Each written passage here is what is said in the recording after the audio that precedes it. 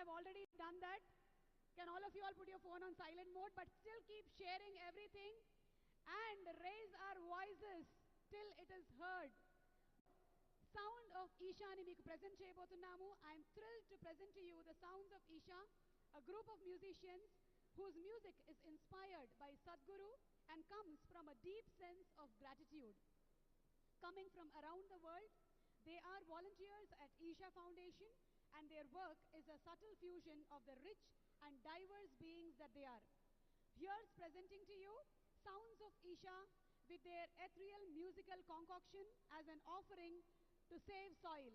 So let's put our hands together for the most loved Sounds of Isha.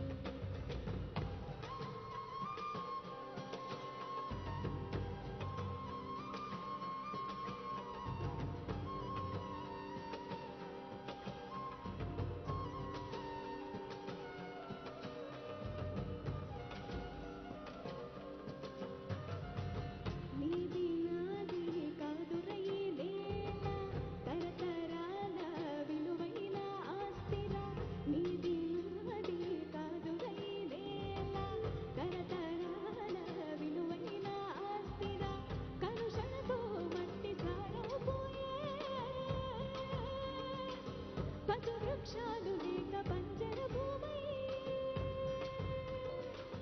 కలుషణతో మట్టి సారం పోయే పశు వృక్షాలు లేక బంజర భూమై రా రా రా గొంతు గొంతు కలుపుతా మట్టిని కాపాడుదా గొంతు గొంతు కలుపుతా మట్టిని కాపాడుదా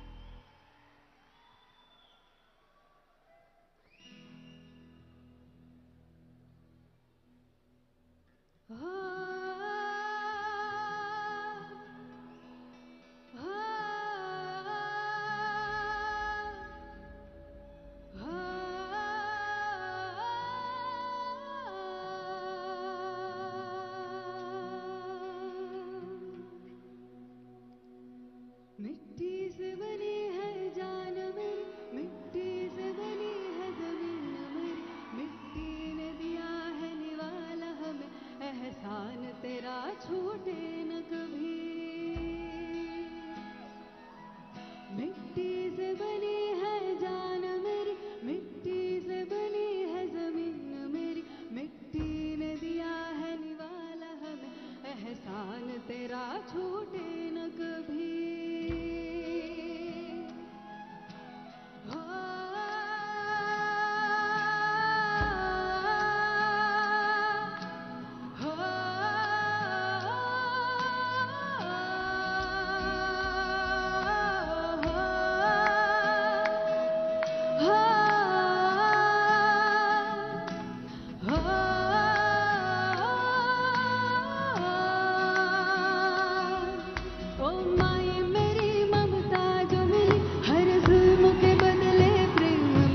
यहाँ जन्म का बंधन गोद तेरा, एहसान तेरा छूटे न कभी।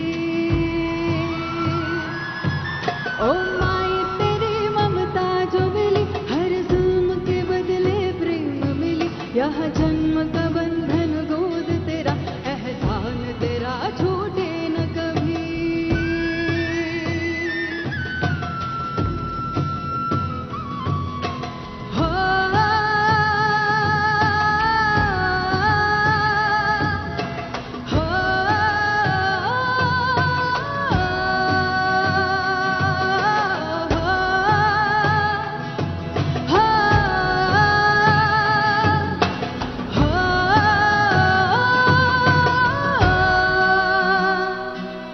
तेरी मिट्टी में मिल जावा, गुल बन के मैं खिल जावा, इतनी सी है दिल की आरज़ू। तेरी नदियों में बह जावा, तेरी खेतों में लहरावा, इतनी सी है दिल की आरज़ू। तेरी मिट्टी में मैं मिल जावा, गुल बन के मैं खिल जावा, तेरी मिट्टी में मैं मिल जावा, गुल बन के मैं खिल जावा। हर बात में इंसान अलग हूँ, तेरी गोद में आकर एक हूँ, महसूस किया नहीं जिसने तुझे, जिंदा होकर भी क्या है जिए। Everybody sing together. हो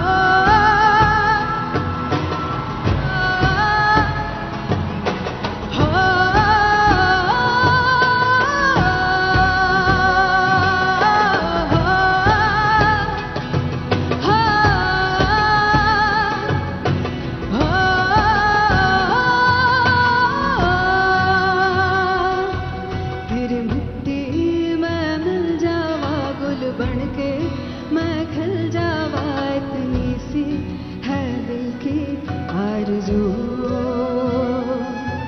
तेरी नदियों में बह जावा, तेरी खेतों में लहरावा, इतनी सी है दिल की आरज़ू। One last time. हो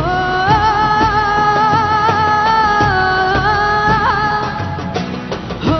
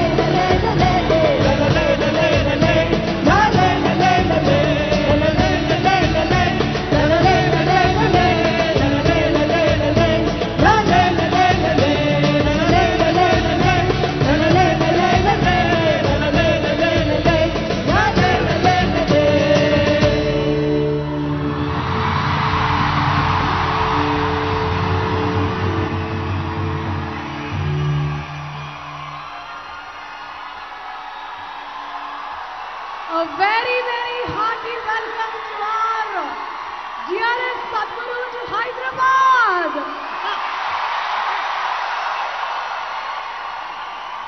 It's an emotional, happy moment for most of us, isn't it? We are more than happy to see Sadhguru here in Hyderabad today. The lone rider who's traveled more than 26,000 kilometers for this conscious planet and save soil movement. A hearty welcome to you, Sadhguru, and to all the dignitaries who are here today. A very, very hearty welcome to all of you. Alage, indaka Sounds of Isha, inta adbhutanga perform chesinatvanti team andariki. Thank you so much. Once again, good evening, Hyderabad, and a hearty welcome to the historic Sadhguru's Conscious Planet Save Soil event ki vichesinatvanti Earth Buddies andariki. Swagatam, suswagatam. We also have live translations in Telugu. It's available for the event today. Please tune your mobile phone radios into 88 frequency for Telugu or visit the website isha.sadhguru.org. For any translation support, visit the translation help desk. We extend our warm welcome to our ministers, MPs who have been a part of the Save Soil movement and are here today. Also, Agriculture Minister Niranjan Reddy gariki sadara swagatam palukutunnamu. The Save Soil movement has garnered support of people from all walks of life: industrialists, educationists, politicians, sportspersons, civil servants, businessmen, film industry, and all the farming community. Today we have various farming communities among us who have come to express their strong support to the Save Soil movement. So recognizing the presence of all the communities, Raitu Nestam Foundation, Adharana Agri Farms, Community Supported Agriculture, Swarna Bharat Trust, Annadata, ICRISAT, Council for Green Revolution, Center for Sustainable Agriculture, Vande Mataram Foundation, Grama Bharat, Aranya Agriculture Alternatives, Bioagri Input Producers Association, Pallis Rujana, Save Foundation, Farmers of AP Mahila Abhivruddhi Society, Gondu Tribal Farmers from Adilabad, Prajamitra, Aptabandhu Producer Company, Ekalavya Foundation, Pragati Foods, and many more individual farmers. We specially welcome them all and express our gratitude for coming this way to show their support for the movement. Mana mattini kaapade annadatalandariki swagatam suswagatam. Meeru lekapothe maaku aaharam ledu. Matti lekapothe mana uniki ledu. So, mattini kaapadukundam. Your body, my body, everybody is soil body. So, Save the Soil movement is everybody's call. To take the Save Soil movement forward with their generous contribution, we are privileged to have our national sponsor, PVR, along with our other partners, Cine Media partner, UFO Movies, Superflow and Colruyt Group, and our local sponsors, Kofax, Patel Group and Loris Labs. A special thanks to all our sponsors. Thank you so much for making the events a grand success. And at this time, I'm also delighted to announce that tonight we will have Samantha Ruth Prabhu in conversation with Sadhguru about Save the Soil. So we are all eagerly waiting to witness the conversation between Samantha and Sadhguru about the Save Soil movement. And I'm indeed honored to announce that Sadhguru will also launch the 5th edition of the Green India Challenge 5.0, the Green Drive initiated by Telangana MP J. Santosh Kumar Garu on the outskirts of Hyderabad at Muchintal Road near Shamshabad on June 16th, that is tomorrow. It involves one person planting samplings and urging 3 others to take up planting trees. As many as 10,000 saplings will be planted on this occasion, and we invite all of you all to be a part of this wonderful initiative. Meerandaru bhagaswamulu ayyaru inni samvatsarala nunchi ika mundu kuda bhagaswamulu avutaru ani aasistu. Okay, so we all eat food, don't we? And our food comes from the soil. So what does that make us? Soil body, yes. So a teaspoon of soil contains more organisms than humans on earth. So shall we be the voice of the soil? And I'm sure all of y'all are earth buddies, and that's why y'all are here participating in this great historic moment. So Sadhguru started his solo motorcycle journey from London on March 21st, which has taken him across 27 countries, and he'll be covering 30,000 kilometers within 100 days. He addressed the United Nations Conventions to Combat Desertification COP15 conference at Ivory Coast, as well as the World Economic Forum at Davos, Switzerland. He has participated in over 540 #Save Soil events. Sadhguru has been riding the motorcycle with a swag that is unique to him for almost 3 months now, braving relentlessly storms of rain, sand and snow, mountainous terrain and scorching heat, and now the Indian monsoon. Sadhguru has driven through it all. A lone motorcyclist at the age of 65, and we know age is just a number, starting from London, crisscrossing through Europe and Central Asia, the Middle East, and now Bharat. Journey that has been covered by more than 260 media outlets with thousands of TV and news reports every day. 74 nations are on board the movement, and there has been active support from 2.8 billion people, including each one of us, eminent soil and climate scientists. And Sadhguru has covered more than 26,000 kilometers till date. Today, we are in Hyderabad to spread environmental awareness. Saving soil is necessary to maintain the life on the planet. So to help us to spread this message, what can all of us do? Share this message on all the social media platforms, and are we doing it? Use the hashtag Save Soil and tag the profile at Conscious Planet. You can also share about this grand celebration of Save Soil movement in Hyderabad. How many of you all have already started doing it? I have. So let's post our experiences of being here on social media with hashtag Save Soil Wave or hashtag Save Soil, and you can type our city's name, that is Hyderabad, and let Hyderabad be trending. Okay, so in today's performances, envisioned by Sadhguru, Project Samskriti offers classes on Indian classical arts including music, dance and Kalaripayattu, a martial art form. These intricate arts have been employed for thousands of years as spiritual processes. The artists today have invested in these arts from the age of 7, not as a hobby but a way of life. So we are eager to behold their performance, which will begin with an offering by Radhe Jaggi, a classical Bharatanatyam dancer. So let's put our hands together for this wonderful performance from Samskriti. Project Samskriti is an endeavor to nurture and impart India's classical arts.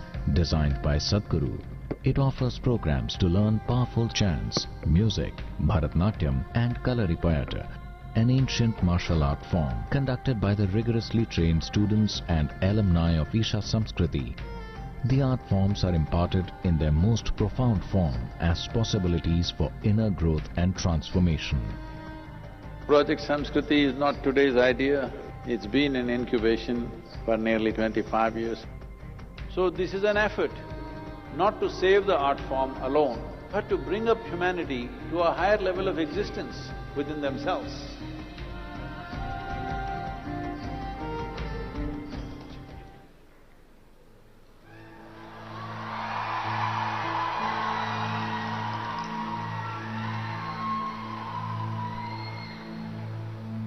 Namaskaram. Namaskaram. One with a heart of fire,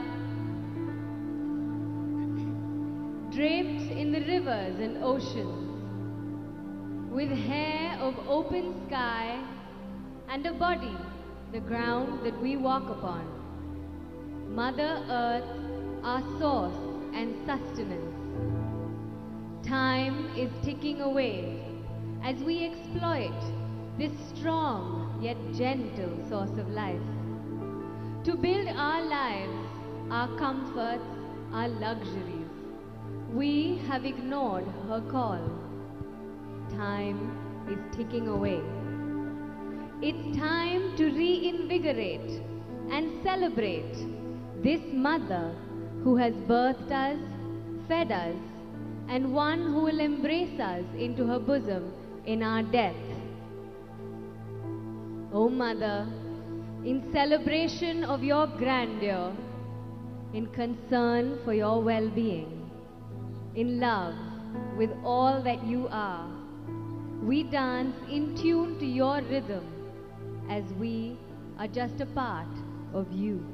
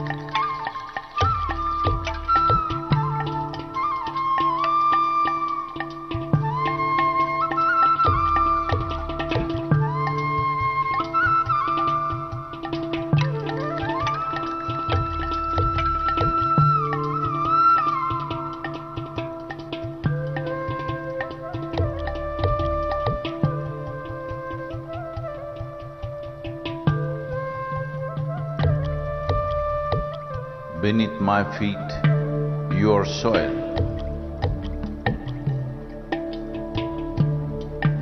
When you rise, you become a tree. Again, you fall as a leaf. Who are you?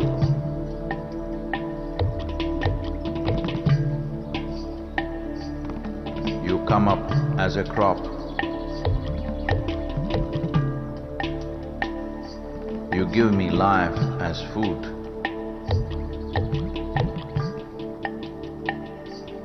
Whether I am alive or dead, you are the only refuge. Who are you? You come as water. You come as milk. You come as honey. Who are you? If I eat, it is soil. If I breathe, it is soil. If I die, it is soil. Oh, my mother, who are you?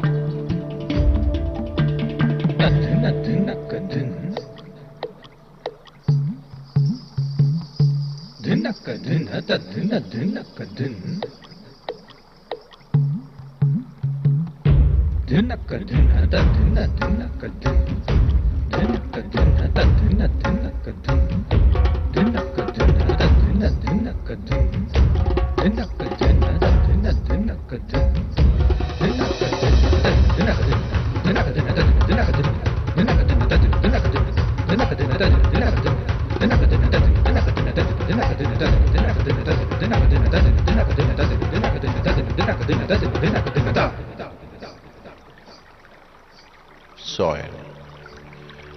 In the root, there is a stalk. In the stalk, there is branch. In the branch, leaves, bud, flower and fruit, all rooted in soil. That is not our making. The soil, the very soul of all life, shall neither perish nor is created, but in a constant turnaround. A tree and a termite hill, the rough hide of an elephant and the fine silk of the spider, the beasts that you kill and the people that you love, all a recycle of soil, soil and soil.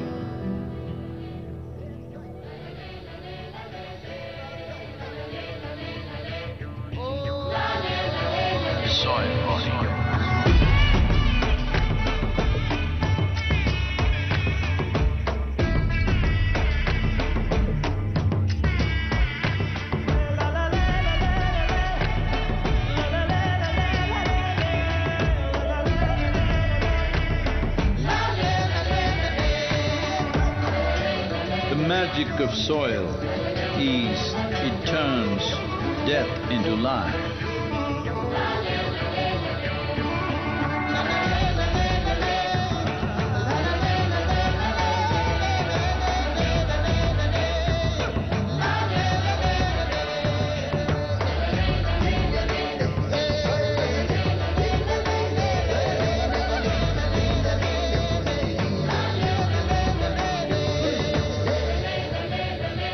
Depleted soils will not quench the fire of hunger. Unquenched hunger can burn the very world. This is a generational responsibility. Save soil.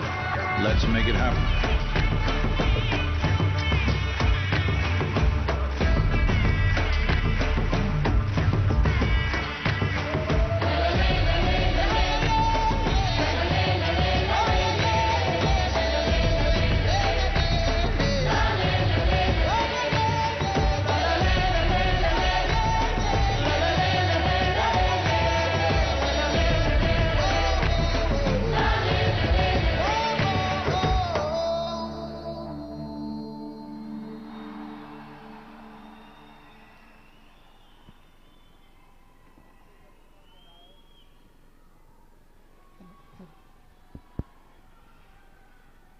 What an amazing performance by Mrs. Radhe Jaggi and Project Samskriti.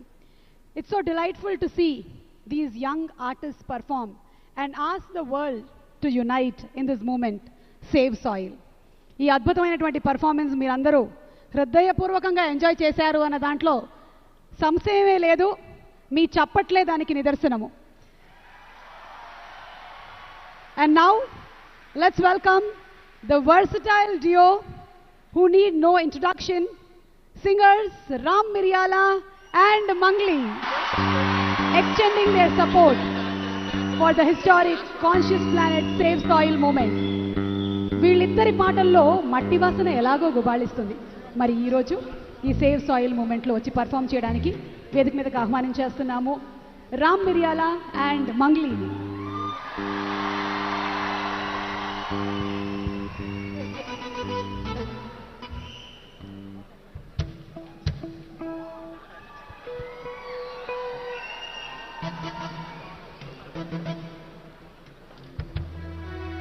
అందరికీ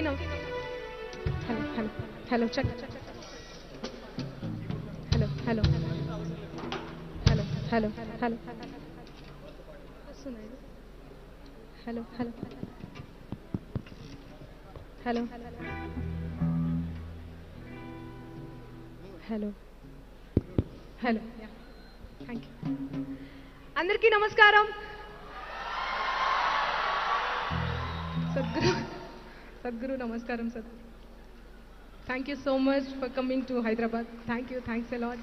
మీరు చేపట్టినటువంటి ఈ save soil అనే గొప్ప మహోన్నత ఉద్యమంలో మేము కూడా పాల్గొనడం చాలా చాలా చాలా సంతోషంగా ఉంది. మా అందరితో వీళ్ళందరూ కూడా పాల్గొనడం చాలా సంతోషంగా ఉంది. సద్గురు నాకు మహాశివరాత్రి రోజు అన్నారు మీరు మట్టి మీద పాట రాయాలి, పాట రాయాలి, రాసి పాడు అని చెప్పి సేవ్ సాయిల్ మీద సో రాయించడం జరిగింది. మాటల తిరుపతి అన్న రాశారు, నేను పాడతాను Sadhguru. Thank you so much, thanks a lot.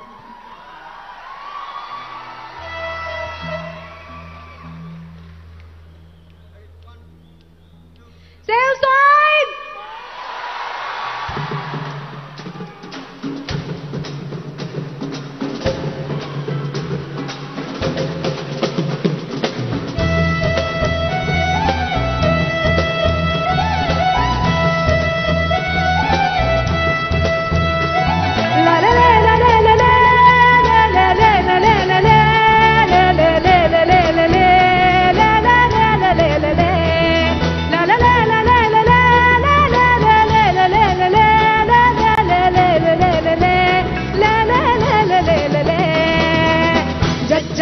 जनने हैलसो वहिलाला वहिला ओलेसा जज्जन कर जनने हैलसो वहिलाला वहिला ओलेसा तल्ली नी गुंडेल पैपूलु गांडे ऊयललू पे धरणी దండాలమ్మ అమ్మ మానేలమ్మ తల్లి నీ గుండెల పైపులు గాండే ఊయలలు పే ధరణి దండాలమ్మ అమ్మ మానేలమ్మ మట్టిని ముద్దాడుకున్నాం మట్టిని కాపాడుకున్నాం మట్టి పరిమళాల గంధం రేపటి తరాల చరితకు అందం తల్లి గుండెల పైపులు గాండే ఊయలలు పే ధరణి దండాలమ్మ అమ్మ మానేలమ్మ జజ్జన కర జననే హైలసో వైలాలా వైలా ఓలేసా జజ్జన కర జననే హైలసో వైలాలా వైలా ఓలేసా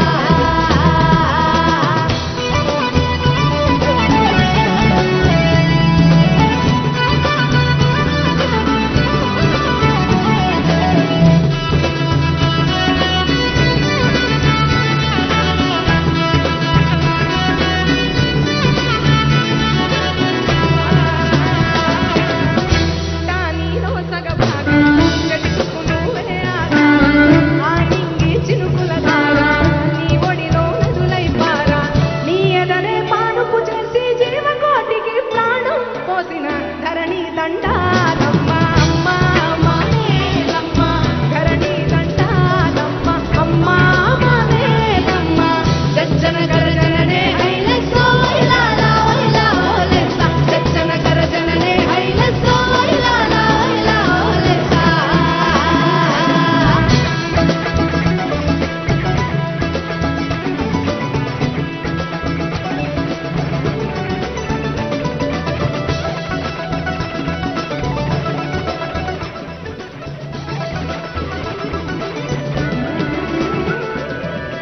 మణులు మాగానాలు నీ తనుకు సింగారాలు ఆ కొండ కోనలు నీ మేలుకు మెరిసే నగలు మానవాళి ఈ మానవాళి ఏమిచ్చుకున్న మట్టి తల్లిని రుణము తీరునా ధరణి దండాలమ్మ అమ్మ మానేలమ్మ ధరణి దండాలమ్మ అమ్మ మానేలమ్మ జజ్జన కర జననే హైలసో వైలాలా వైలా ఓలేసా జజ్జన కర జననే హైలసో వైలాలా వైలా ఓలేసా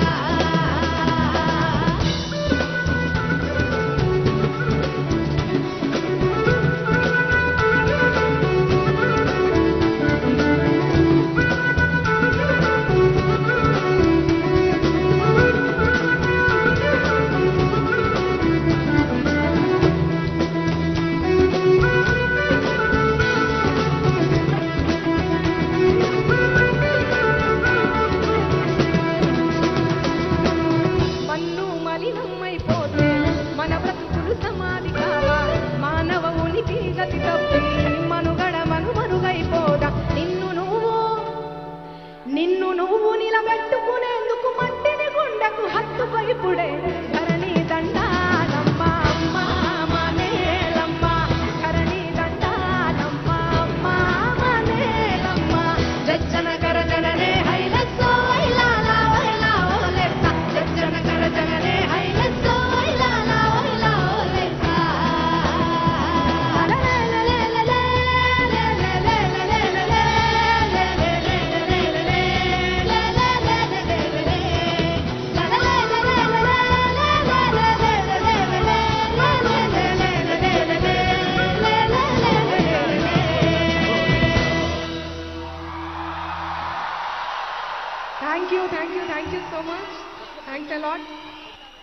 చిన్న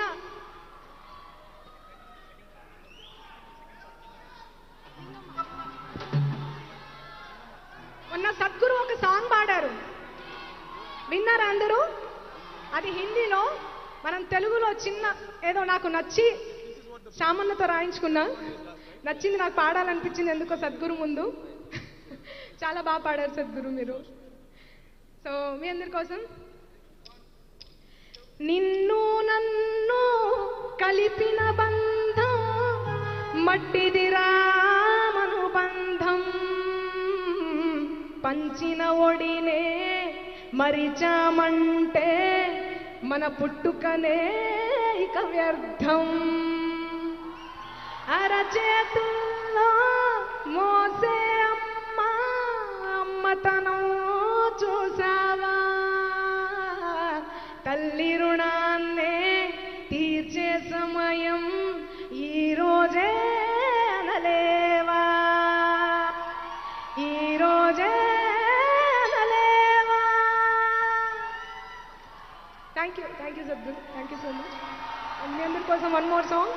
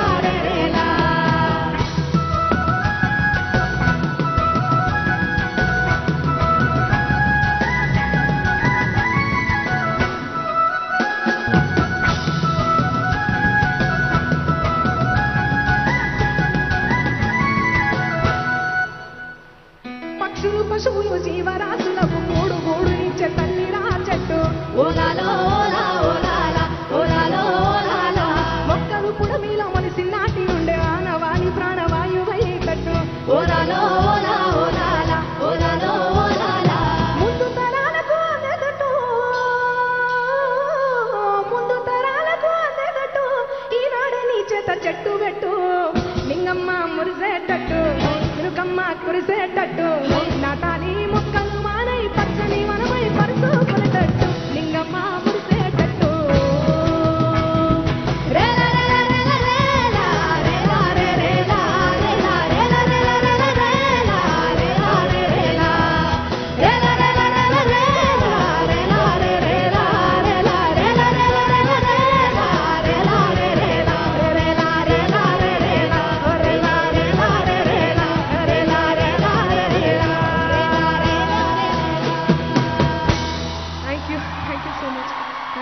Sadhguru, and thanks a lot. Thank you, Mangalu.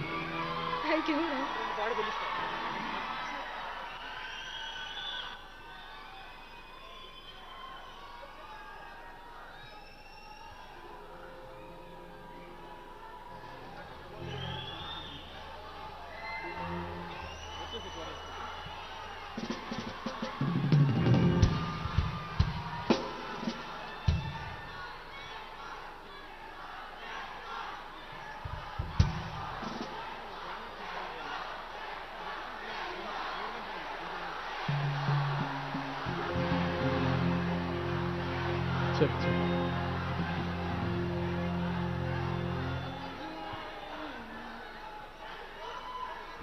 నమస్కారం సద్గురు, పెద్దలందరికీ నమస్కారం. మట్టికి ఏ విధంగా అయితే మనం రుణం తీర్చుకోలేమో సద్గురుకి కూడా రుణం తీర్చుకోలేము for whatever he's doing. Sadhguru, thank you so much for whatever you doing for us. పాట విషయానికి వస్తే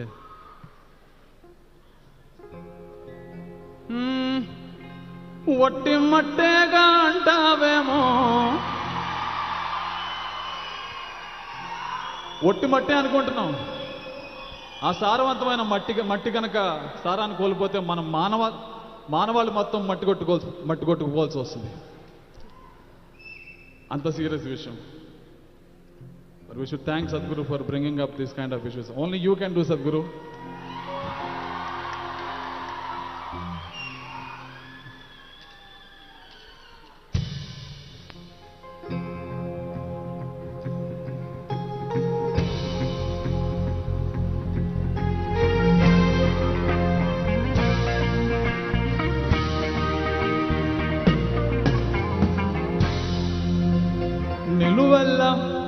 నిలువెల్ల పురుడోసుకుని నేలమ్మ పసిరి పైరులు గన్నది, చెట్టు సేవల పుట్టలతో జీవుల మనుగడకు అనువైనది, పురుగు పుట్ర సేరికతో సారం మట్టికి తోడైనది, పశుల పక్షుల తోడుగా జీవం నేలపై పారాడింది. ఒట్టి మట్టేగా అంటావేమో, మనుగడ పుట్టేది గిట్టేది మట్టిలోనే గదరా. మట్టేరా పుట్టుకకు ఆధారం, మోసేది నివారం, అన్నమయ్య కలిగించే మమకారం. మట్టేరా ప్రాణమున్న బంగారం, జీవకోటికి గర్భం, వట్టిపోని గుడ్డెలను తీర్చుకోరుడం. మట్టేరా పుట్టుకకు ఆధారం, మోసేది నివారం, అన్నమయ్య కలిగించే మమకారం. మట్టేరా ప్రాణమున్న బంగారం, జీవకోటికి గర్భం, వట్టిపోని గుడ్డెలను తీర్చుకోరుడం.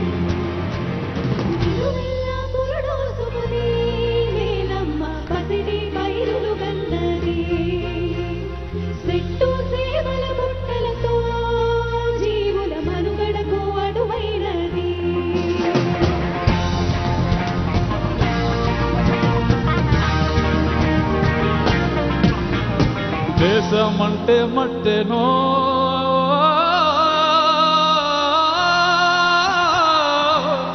దేశమంటే మట్టేనో, మట్టి లేకుంటే మనిషెక్కడో. సారం లేని మట్టిలో నువ్వు సాగట్లా సాగిస్తావో. సాగుంటేనే సౌభాగ్యం, లేకుంటే నిలువలేదు ఏ రాజ్యం.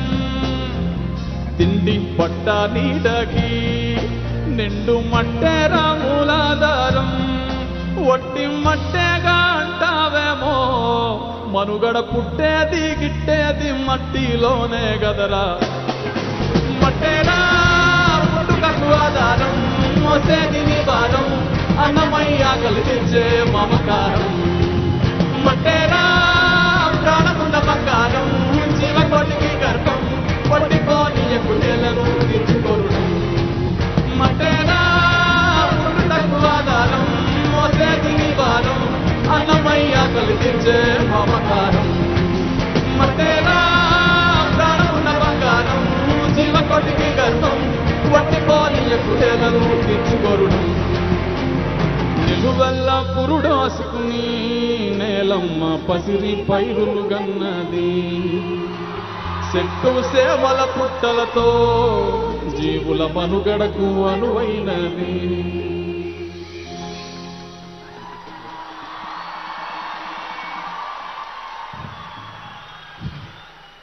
ప్రకృతి పచ్చగా ఉంటే మనం ప్రకృతితో మమేకం అయిపోయి బతకగలిగితే ఎంత ఆనందంగా ఉంటుంది, ఎంత అందంగా ఉంటుంది అనేది గోరెటెంకన్ గారు రాసిన ఒక పాట, మువ్వ అందులో అనే ఒక పాట. సో ప్రకృతిలో మనం ఎలా ఇమిడిపోవచ్చు, ఎలా కలిసి బతకచ్చు అనేది ఈ పాట సారాంశం. చాలా గొప్పగా రాశారు గోరెటెంకన్ గారు. I'll Singh that.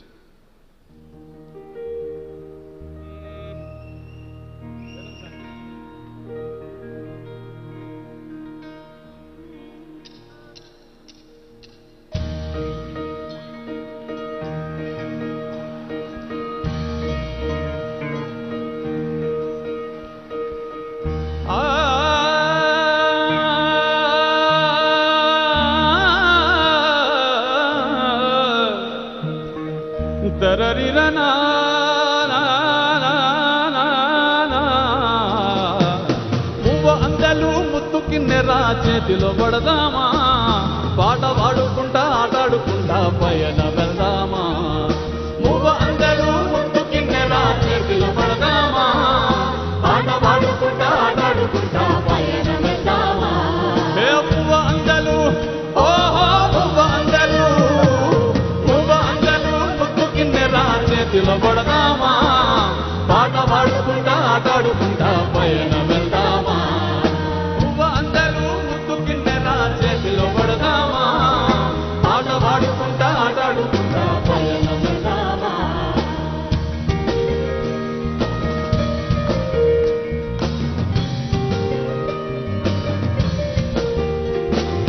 కోరెంక కువ్వా ఓహో కోరెంక కువ్వా, కోరెంక కువ్వా గుంపులోనే ఒదిగిపోదామా, సర్రంగ చెట్ల నీడలోనే ఆడుకుందామా.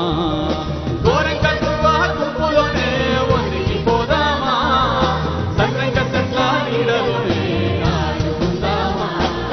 కోరెంక కువ్వా ఓహో కోరెంక కువ్వా, కోరెంక కువ్వా గుంపులోనే నీడలోనే ఆడుకుందామా.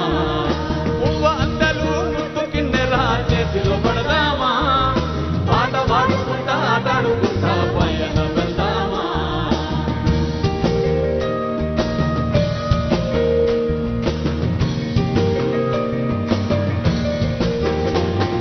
చెట్టు గుట్ట ఓరద చెట్టు గుట్ట, చెట్టు గుట్ట పుట్టలతోని సెలిమిసేద్దామా.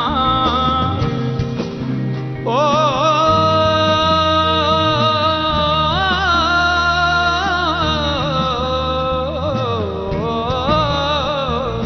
చెట్టు గుట్ట పుట్టలతోని సెలిమిసేద్దామా, చుట్టాల ఓలే పిట్టలలా కలిసిపోదామా. చెట్టు గుట్ట పుట్టలతోని సెలిమిసేద్దామా, చుట్టాల ఓలే పిట్టలలా కలిసిపోదామా.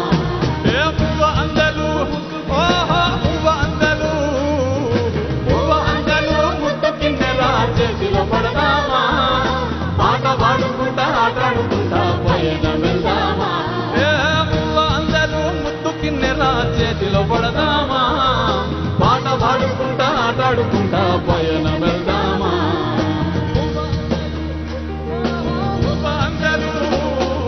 మువ్వ అందరూ thank you.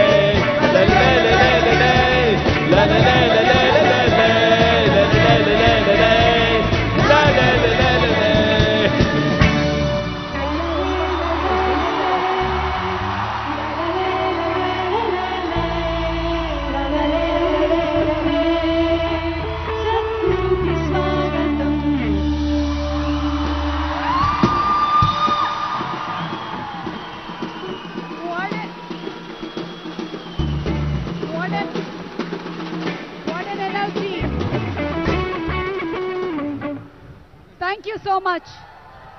Thank you so much. Thank you so much, Ram Miryala garu, and thank you so much, Mangli. మీ పాటల్లో మామూలుగానే మట్టి వాసన గుబాళిస్తుంది. ఈరోజు మట్టి కోసం Sadhguru conscious planet save soil మూమెంట్లో మరింతగా మట్టి వాసనని వెదజల్లినందుకు ధన్యవాదాలు తెలియజెప్తున్నాము. Thank you so much Mangli and Ram Miryala. And thank you so much all the earth buddies. What a wonderful energy. Thank you. Sadhguru Hyderabad reach అయినటువంటి ఈ శుభ సందర్భంగా జరుగుతున్న ఈ సేవ్ సాయిల్ ఈవెంట్లో భాగంగా ఇక్కడికి విచ్చేసినటువంటి honourable minister for agriculture Shri Niranjan Reddy గారిని సాదరంగా వేదికపైకి ఆహ్వానిస్తున్నాము. May we request our honourable minister for agriculture Singireddy Niranjan Reddy garu to please come on stage and address the gathering. వారిని వచ్చి మాట్లాడవలసిందిగా రిక్వెస్ట్ చేస్తున్నాము. మంత్రివర్యులు మీరు మాట్లాడిన తర్వాత అప్పుడు సద్గురు గారు వేదిక మీదకి రావడం జరుగుతుంది. ముందుగా మినిస్టర్ నిరంజన్ రెడ్డి గారిని వచ్చి మాట్లాడవలసిందిగా రిక్వెస్ట్ చేస్తున్నాము. మీకు ఘన స్వాగతం పలుకుతున్నాము. Thank you so much Telangana government and thank you so much agriculture minister. Thank you.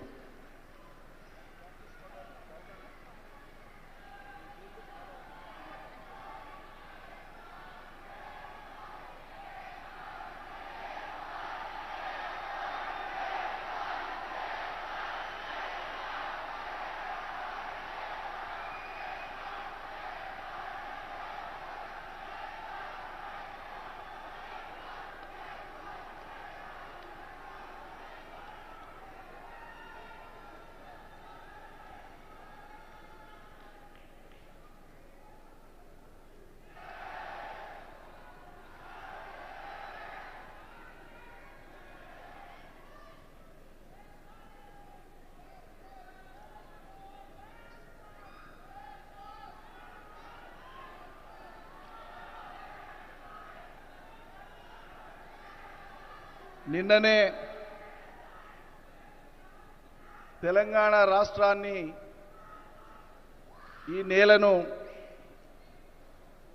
ఋతుపవనాలు తాకినాయి. ఈ నేలను వర్షం ముద్దాడింది. ఈ తెల్లవారుజామున ఈ సాయంత్రానికి సద్గురు గారు హైదరాబాద్ నేల మీద కాలు పెట్టినారు.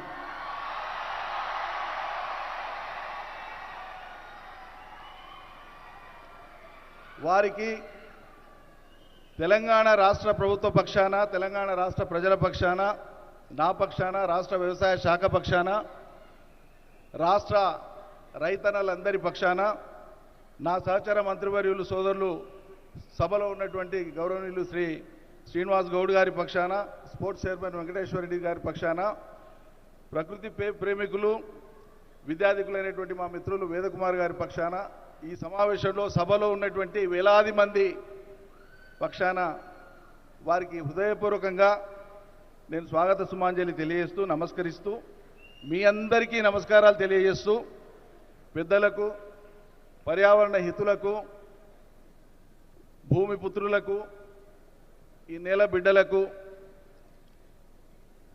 ప్రాణుల్ని, చరాచర జీవుల్ని ప్రేమించేటువంటి హృదయం గల మీ అందరికీ, యువతీ యువకులకు, అందరికీ మీడియా మిత్రులకు నేను హృదయపూర్వకంగా మళ్ళొక్కసారి నమస్కారాలు తెలియజేస్తున్నాను.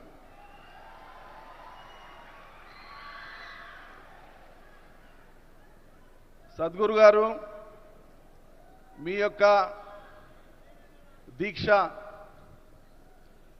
ఒక మార్గదర్శనం చేసేటువంటి సంకల్పం, ఈ తాత్విక ఆలోచనలు ఈ తరంతో పాటు భావితరాలను ప్రభావితం చేస్తూ రాబోయే తరాలకు కూడా దారి చూపించేటువంటివి.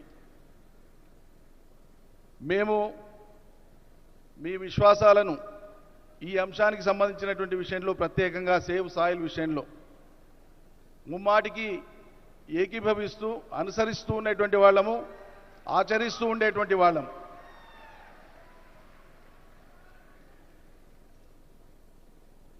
నిజంగా చెప్పాలంటే మేం మట్టి మనుషులం, తెలంగాణ బిడ్డలము, తెలుగు బిడ్డలం, మట్టి మనుషులం. మాకు మట్టితో ఉండేటువంటి అనుబంధం చాలా గొప్పది.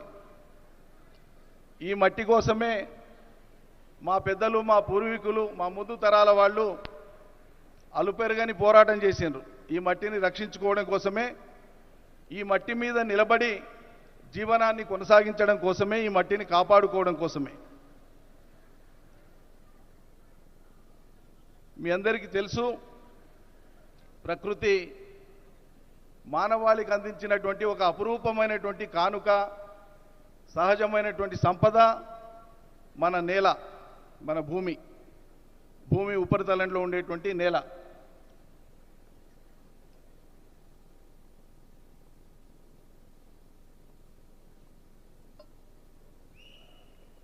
ఈ నేల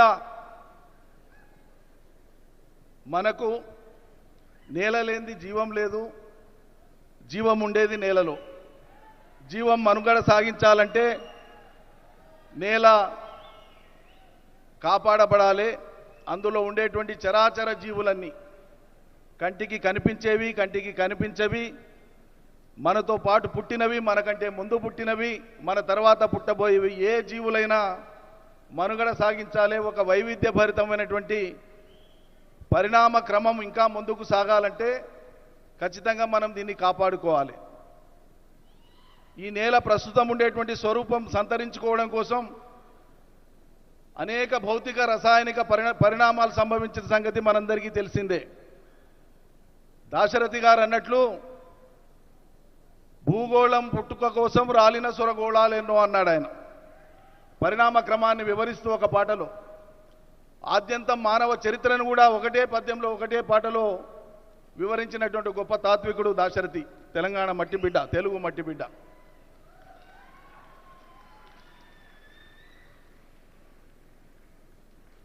పరిణామ క్రమంలో మనం చూస్తున్నటువంటి ఈ నేల, ఈ మట్టి జీవానికి యోగ్యమైనటువంటిది, ప్రాణులకు యోగ్యమైనటువంటిది, పంటలకు యోగ్యమైనటువంటిదిగా మట్టి మారాలి. ఒక్క పొర మారాలంటే 600 సంవత్సరాల కాలం పడుతుంది. అట్లా వేల వేల వేల సంవత్సరాల కాలంలో ఈ భూమి అవతరించినప్పటి నుంచి జరిగినటువంటి అనేక పరిణామ క్రమాల్లో మనం చూస్తున్నటువంటి ఈ నేల, ఈ ప్రపంచానికి, జీవరాశులకు అన్నం పెడుతున్నటువంటి నేల, జీవాన్ని కాపాడుతున్నటువంటి నేల.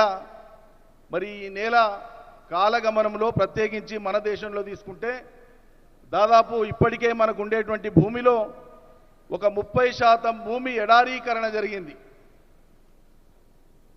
ఇదే పరిస్థితి కొనసాగితే ఇప్పుడు ప్రపంచవ్యాప్తంగా ఉండేటువంటి 770-780 కోట్ల జనాభా ఉంది. మరో దశాబ్ద కాలం గడిస్తే, దాదాపు అది దశాబ్దన్నర గడిస్తే దాదాపు 900 కోట్లు అవుతుందని చెప్పి అంచనాలు ఉన్నాయి. అప్పటికి ఇదే రీతిన మనం ఈ నేలను ఇట్లే నిర్లక్ష్యం చేస్తే ఆహార కొరతనే కాదు, ఆహారం లేక జీవరాశులే కాదు, మానవులు కూడా అంతరించిపోయేటువంటి ఒక ప్రమాదం మన ముందు కనిపిస్తున్నది. దాని నుంచి బయటపడాలి.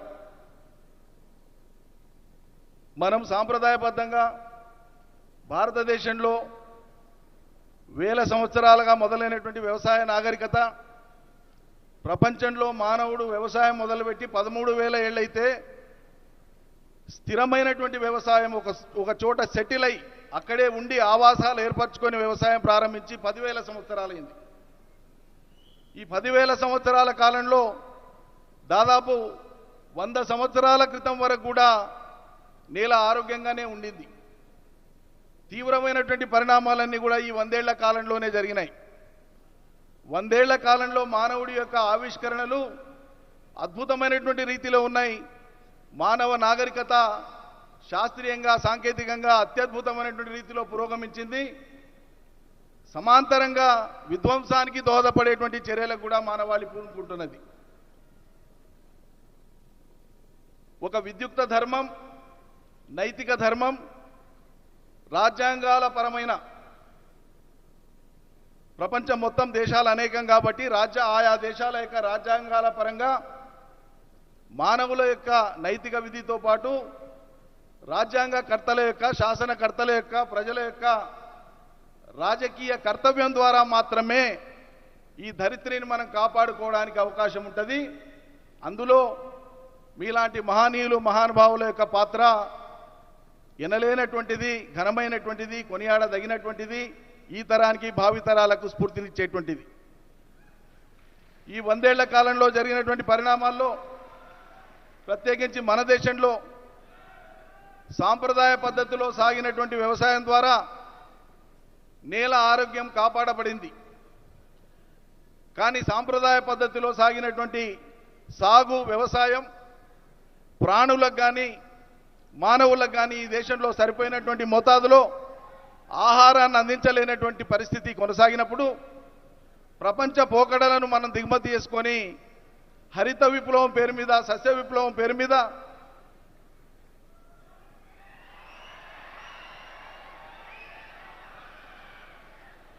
మనం మితి మించినటువంటి సేవ్ సాయిల్,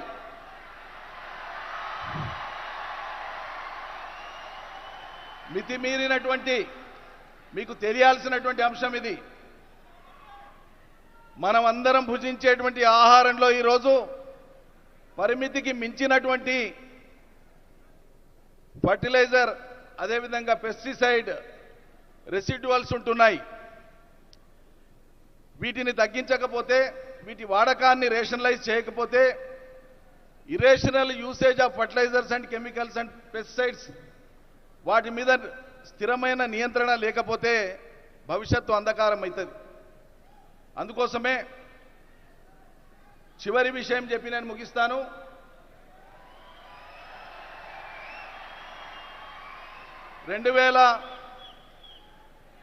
విద్యార్థికులైనటువంటి వాళ్ళు మీరందరూ కూడా దృష్టిలో పెట్టుకోవాల్సింది, గమనించాల్సినటువంటి విషయం. ఒట్టి కేరింతలతో కాదు, విషయం కూడా అర్థం చేసుకునే ప్రయత్నం చేయాలి.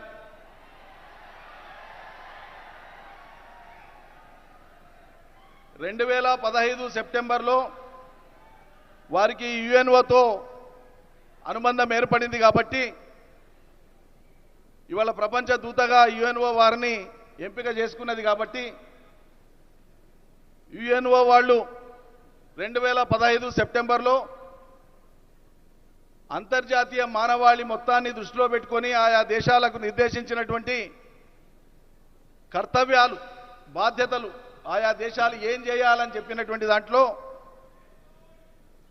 సస్టైనబుల్ డెవలప్మెంట్ గోల్స్ అని చెప్పి ఆ రోజు ఒక 17 గోల్స్ని ప్రపంచ దేశాలకు వాళ్ళు డిటర్మైన్ చేసినారు. వాటిని అచీవ్ చేసుకోవడం కోసం 167 టాస్క్లను విధించినారు. అందులో భాగంగా ఆ 17 గోల్స్లో ప్రధానమైనటువంటివి ఈ ధరిత్రిని కాపాడుకోవడం, నేలను కాపాడుకోవడం, పర్యావరణాన్ని కాపాడుకోవడం, పచ్చదనాన్ని పెంచడం, అవిద్య లేకుండా చేయడం, పేదరికం లేకుండా చేయడం, శుద్ధమైన నీళ్లు ప్రపంచ మానవాళికి అందరికీ అందేటట్లు చేయడం, యుద్ధాలు లేకుండా చేయడం, ఇట్లా అనేకమైనటువంటి అంశాలు ఉన్నాయి. ఇది 2015 సెప్టెంబర్లో ప్రారంభమైంది. కానీ 2014 2 జూన్కు ఏర్పడినటువంటి తెలంగాణ రాష్ట్రం, అంటే అంతకంటే ముందే ఏడాది పైచిలకు ముందే ఏర్పడినటువంటి ఈ రాష్ట్రంలో తొలి క్యాబినెట్ సమావేశంలో తీసుకున్నటువంటి నిర్ణయాలు అవి ప్రకృతిపరమైనటువంటివి. తెలంగాణలో హరితహారం ద్వారా 250 కోట్ల మొక్కల్ని పెట్టాలని ఈ ప్రభుత్వం నిర్ణయం తీసుకొని అమలు చేయడం జరిగింది. అదేవిధంగా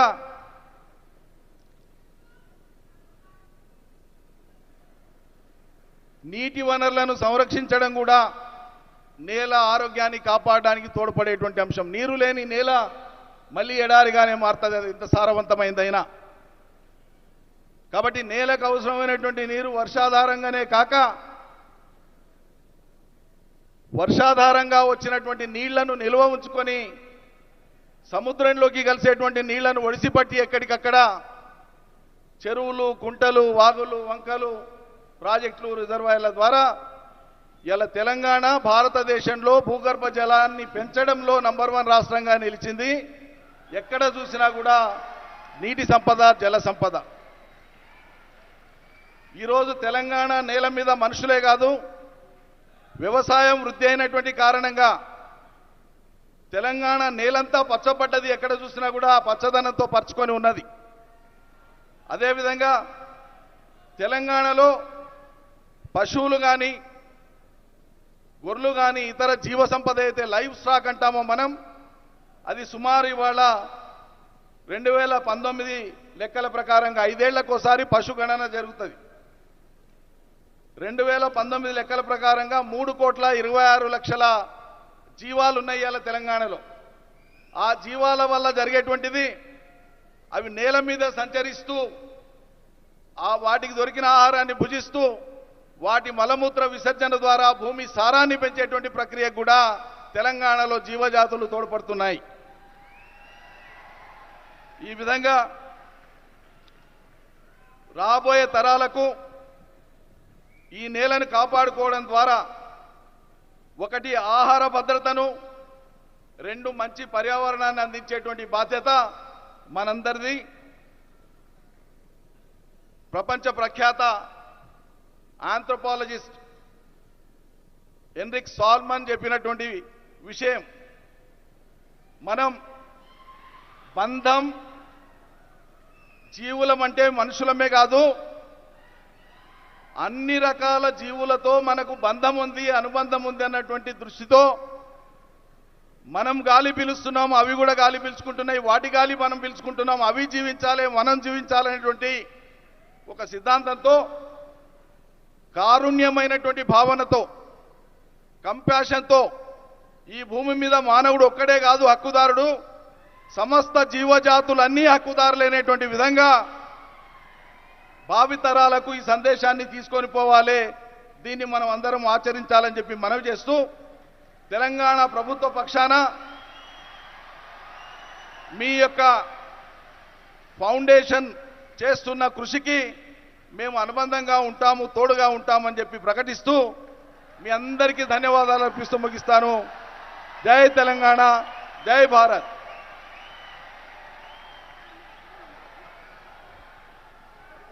Thank you so much, Niranjan Reddy Garu. And as a part of the Save Soil movement, on this historic day at Hyderabad, the Telangana government and Isha Outreach shall be signing a memorandum of understanding to rejuvenate Telangana's soil.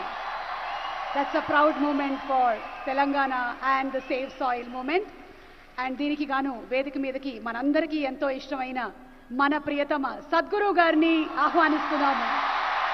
Sadhguru Garu to please come on to the stage, and requesting our Agriculture Minister Niranjan Reddy Garu to exchange the Memorandum of Understanding between the Telangana government and Isha Outreach.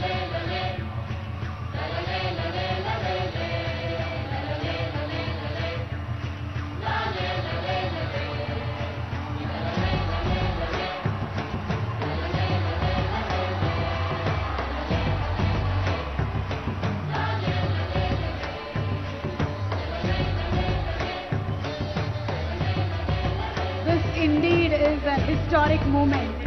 Save Soil movement ni మొదలుపెట్టి ఎన్నో countries travel చేసినటువంటి సద్గురు ఎంతో మంది రాష్ట్రాల్లో ఉండేటువంటి ముఖ్యమంత్రులు అలాగే MOUని exchange చేయడం జరిగింది. అండ్ ఈ రోజు మన తెలంగాణలో ఉండేటువంటి వాళ్ళందరికీ గర్వకారణం ఏంటి అంటే తెలంగాణ ప్రభుత్వం కూడా MOUని సేవ్ మూవ్మెంట్తో ఎక్స్చేంజ్ చేయడం. నిరంజన్ రెడ్డి గారిని ఒక్క నిమిషం వేదిక మీద ఉండవలసిందిగా రిక్వెస్ట్ చేస్తూ inviting on stage minister Srinivas Goud గారిని వేదిక మీదకి రావాల్సిందిగా రిక్వెస్ట్ చేస్తున్నాము. Srinivas Goud garu, minister for transition and excise, sports and youth services to please come on stage. ఈరోజు ఈ కార్యక్రమానికి వచ్చేసినటువంటి శ్రీనివాస్ గౌడ్ గారికి కూడా మా సాదర స్వాగతం పలుకుతున్నాము.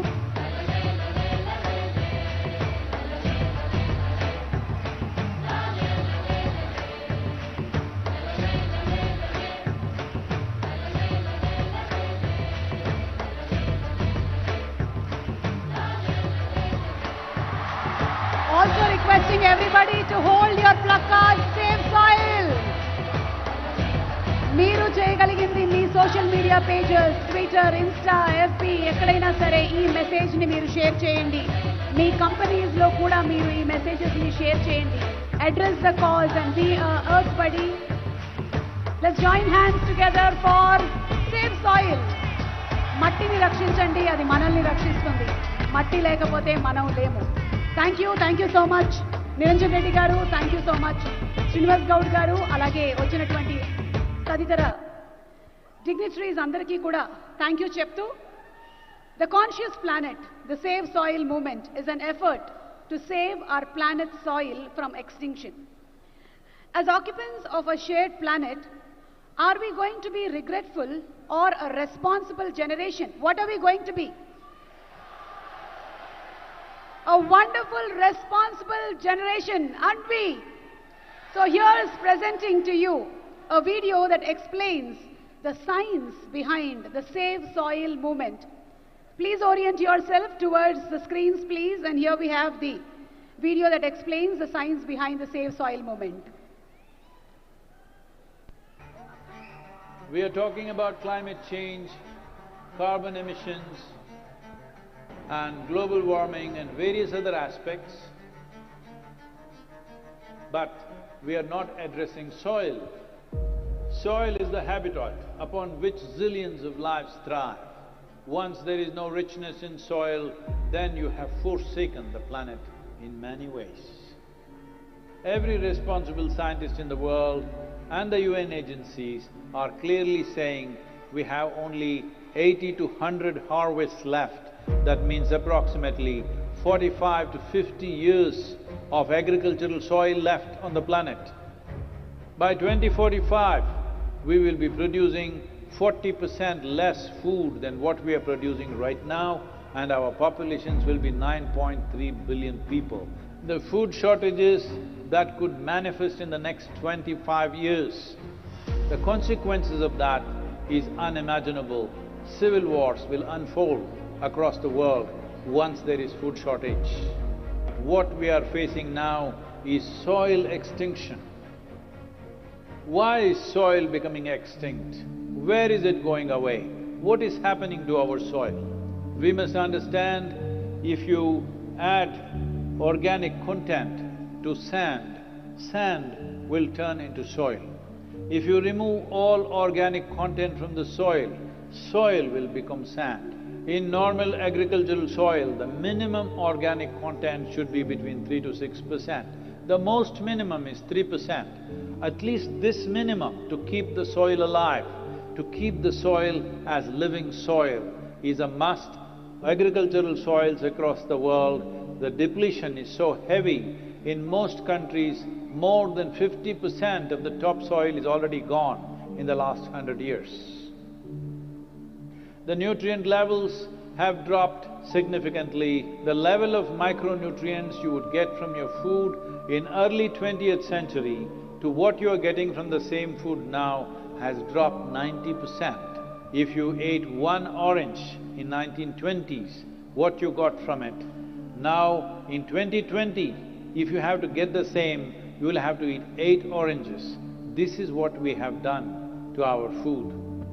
Soil is the biggest ecosystem on the planet, and so few people know anything about it. 1 teaspoon of healthy soil probably contains more microbes than there are people on Earth. The microbial life in the first 12 to 15 inches of topsoil is the basis of our existence. It is this magic beneath our feet which has produced the life that we are. This first 12 to 15 inches of soil is the basis of life for 87% of life on this planet, including you and me. We have to begin to recognize that what we call our soil, Mother Earth, is a living organism. Open soils, ripped open by plowing, open to sunlight, is the basis of destruction of microbial life. So the focus should be on agriculture, the focus should be on seeing that land is under shade as much as possible, some kind of shade, grasses, herbs, bushes, trees. So it's extremely important that soil regeneration is enshrined in the policy of every government on the planet. We must change the narrative on the planet that soil is a wealth, a legacy we have received from previous generations, and we have to pass it on as living soil for future generations. We are in a cusp of time. If you do the right things now, in the next 15 to 25 years, we can significantly turn this situation around and regenerate the soil. But if we allow this to progress like this for another 30 to 40 years, after 40 years if we attempt this, then it could take 150 to 200 years, because that much loss of biodiversity would have happened. From 21st of March for 100 days, the whole world, every human being on the planet should talk soil. We must hear the word soil, save soil everywhere, to see that the narrative on the planet changes towards the most vital aspect of our life, the soil. Each one of you should reach as many people as you can to make this happen. As a part of this, to activate support from the citizenry to assure the governments long-term investments will be appreciated. I'm 65 and I'm riding 30,000 kilometers, a lone motorcycle journey, 30,000 kilometers across 24 nations.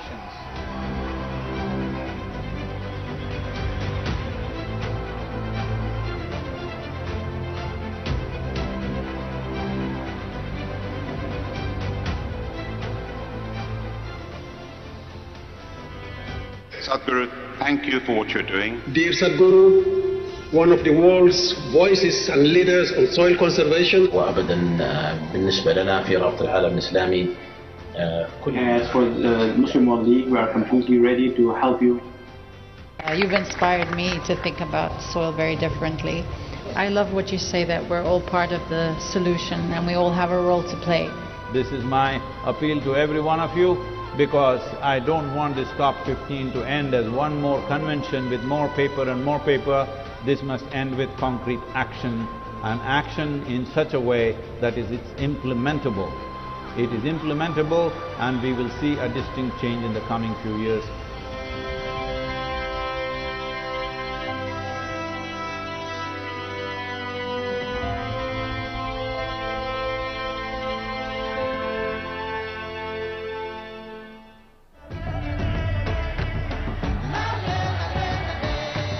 This is a perfect confluence of how we see things and the importance of the soil. Save the soil. Our soil needs nourishment. Save soil. Let us make it happen. सदगुरु जी ने यात्रा की, दुनिया को मिट्टी के प्रति स्नेह तो पैदा हुआ ही होगा, लेकिन भारत की मिट्टी की ताकत का भी परिचय मिला होगा। I salute you, your energy and your dedication, and my full support of what is needed from the Palestinian side. To honor the people of this country, I want to thank you very much.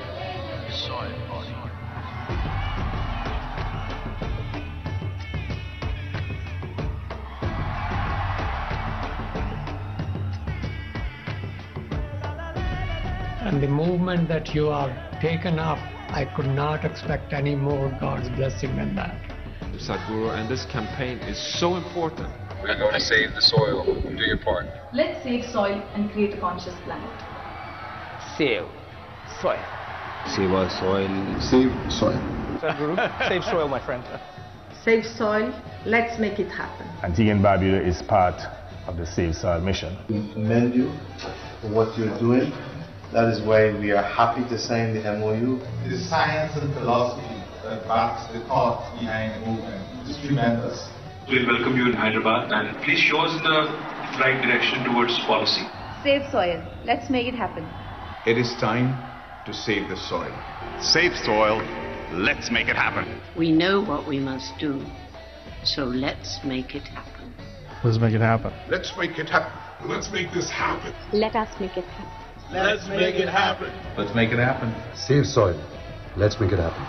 Soil is not our property. It's a legacy that's come to us from previous generations, and we must pass it on as living soil for future generations.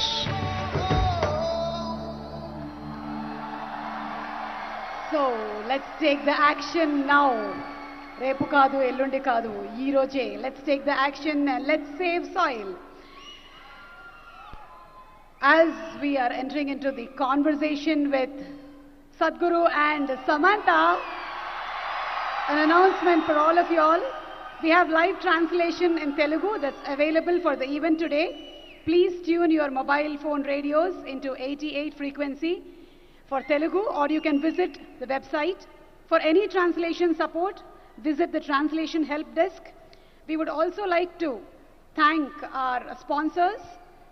Our national sponsor PVR along with our other partners, Cine Media partner UFO Movies, Superflow and Colruyt Group, local sponsors Kofax, Patel Groups and Laurus Labs. Thank you so much for being associated with Save Soil. And I'm delighted to announce in conversation event, yes, Samantha Ruth Prabhu with Sadhguru. The very versatile actress is the recipient of several awards including 4 Film Awards South, 6 South Indian International Movie Awards and 2 Andhra Pradesh State Nandi Awards. Apart from her acting career, she also has started her own NGO, Pratyusha Support, to provide medical support for women and children in 2012. Ladies and gentlemen, presenting to you Samantha Ruth Prabhu, manandariki chala ishtamainatvanti mana Sam, ee roju in conversation with Sadhguru. So may I request once again our dearest Sadhguru to please come on stage. Whether it is a question related to our physical selves, spirituality, family or planet, one thing that we all know is ask Sadhguru. Our solution to all the problems, our dearest Sadhguru in conversation with Samantha.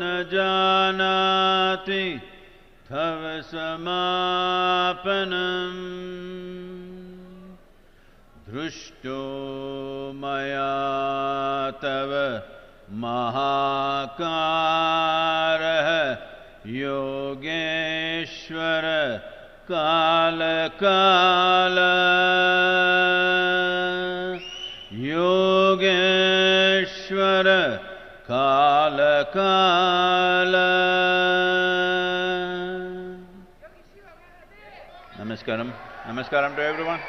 Namaskaram to you. Please. So, okay. Don't tell me, huh? You need to tell the world.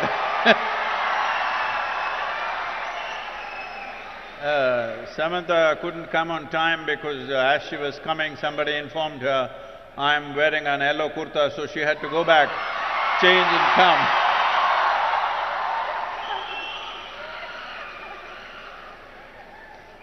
Good evening, Sadhguru. It is absolutely an honor. Her volume up, please. It's absolutely an honor to be in your presence. I don't usually carry cue cards, but you know, when you talk, you have the tendency to make people freeze, and I might forget my name, so better safe than sorry. Welcome back to Hyderabad. Thank you. The 94th day of your motorbike tour to save soil. 562 events, 26,000 kilometers. I'm just tired saying it. Don't you ever get tired, Sadhguru? See, people continuously asking me almost everywhere, looking at the schedule and the distances we are making. Like what is that, 562 562 events. 562 events means on an average 8 to 9 events per day is what's been happening along the way apart from the riding. So,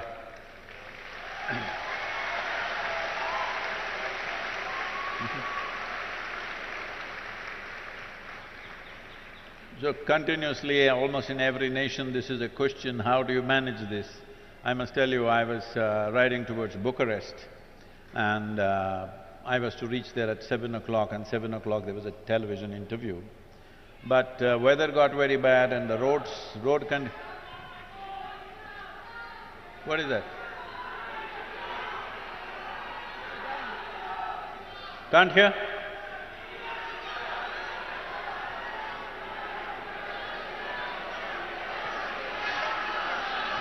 What? You're blocking their view,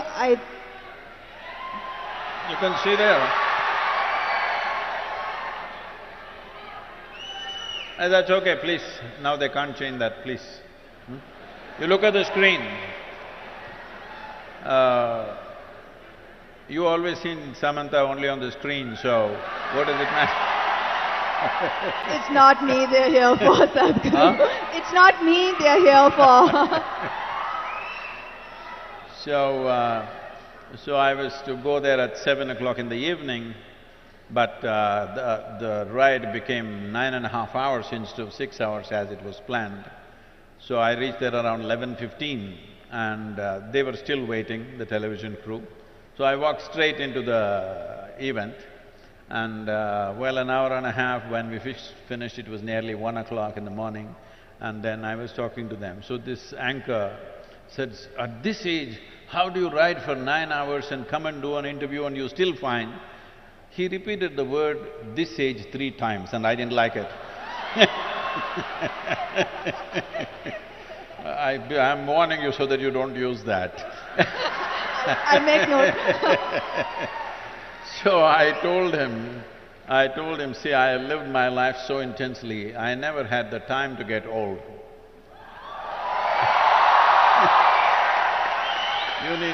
You need lot of time to get old. Where is the time to get old? Can you please give me the secret as well? I will. I would like to stay this way for some time. We will reveal the secrets. So I see your amazing bike, and some would say a bike tour, an unusual way to create awareness. Why a bike tour, Sadhguru? Why a motorcycle? Well, see, the thing is, last 2.5 years particularly, I've been talking to various agricultural ministries, scientists, top scientists in the world, soil scientists I mean, and bureaucrats and variety of people who hold responsible positions in the world. And I discovered that everybody knows the problem. Everybody generally knows the direction of the solution. Then wondering, why is it not happening? Everybody knows the problem, everybody knows the solution. Then I realized they are waiting for an idiot to bell the cat. So here I am. So if I fly around and do it, it won't have that. So I have to walk. If I walk, I might die. Most probably, yes. Or if I cycle, definitely it'll kill me. So motorcycle could kill. There were many dangerous moments. It could, when you're going at this pace, when I say this pace, like every day, we're well above the speed limits and trying to get to the place because events are happening on the way. They're stopping us on the roads and there are events. So, I don't hold… I'm not a minister, I don't hold any position of power in the world. I don't have any, anything to command because I don't have an army. All I have is, I have people's love and goodwill. So, I thought, so that is the only asset I have, so that's the only thing I can play with. I've been talking about this for 30 years and whenever I speak about it, people say, this is great, this is fantastic, and then they will sleep on it. So, now we wanted to awaken something. I knew the simple way for me to do it is to put myself to some risk. And it's worked because 3 days ago our social media metrics, without WhatsApp, is reading at 2.8 billion people have spoken about soil. But when I started in London, a lady journalist was interviewing me and she said, Sadhguru, come on, why have you become like this? Can't you pick up something else? Soil is the most unromantic thing. Who will support you? Who is going to talk about soil? Just don't do this, do something else. Talk about the sky, maybe heaven. Not soil. Who is going to be interested in this? Look at this.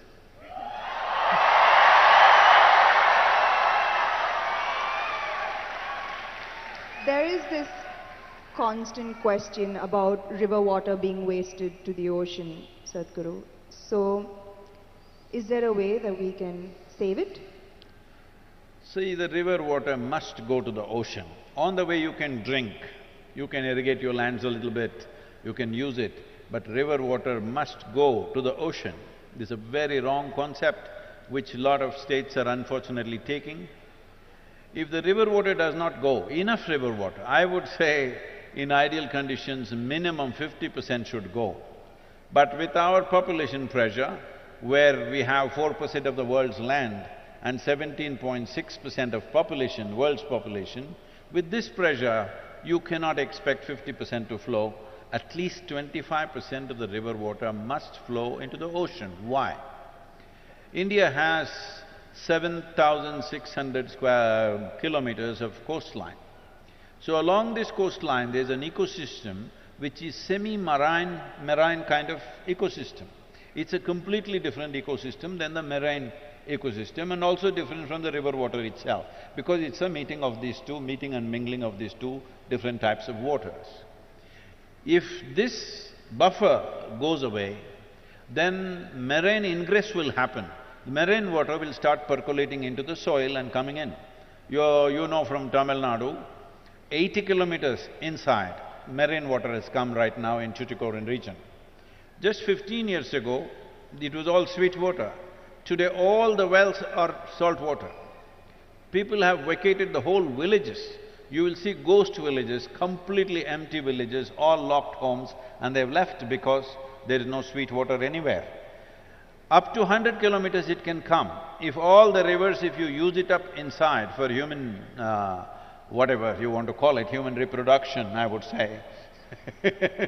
If you use it up like this, then up to 100 kilometers marine ingress can happen. 7,600 kilometers coastline, 100 kilometers means you would have lost 1/3 of the nation. This is about the same size of land that you partitioned with Pakistan and Bangladesh at one time in 1948. That's how much land you will lose once again if rivers don't flow into the ocean.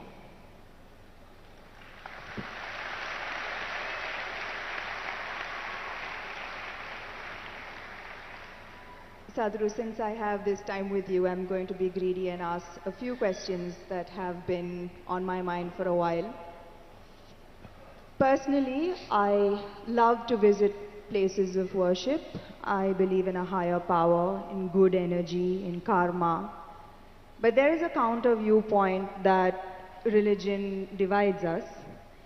What is the purpose of religion in our lives today, and how would you answer an atheist who says that the world would be a better place without the divisive policies of religion? I very much agree with that. Because of the way we are propagating it today. See, most religions that you know today, in its infancy, started as spiritual processes, as a quest for human being to know something beyond just eating, reproducing, sleeping, beyond that, because there's a longing. It's not taught to you, there's a natural longing within you. See, if you're struggling for food, food will be the only thing. If you're struggling to have a shelter, that'll be the only thing. Suppose everything you want is just provided today, then suddenly you wonder, why am I here? What is it?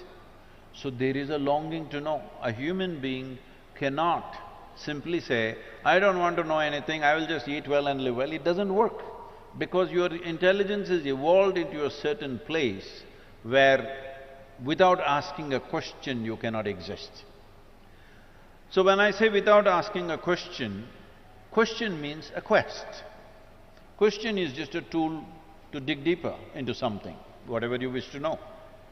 But right now, all religions started with this question, but today most religions have come to this place, you cannot ask a question. If you ask a question, you're dead.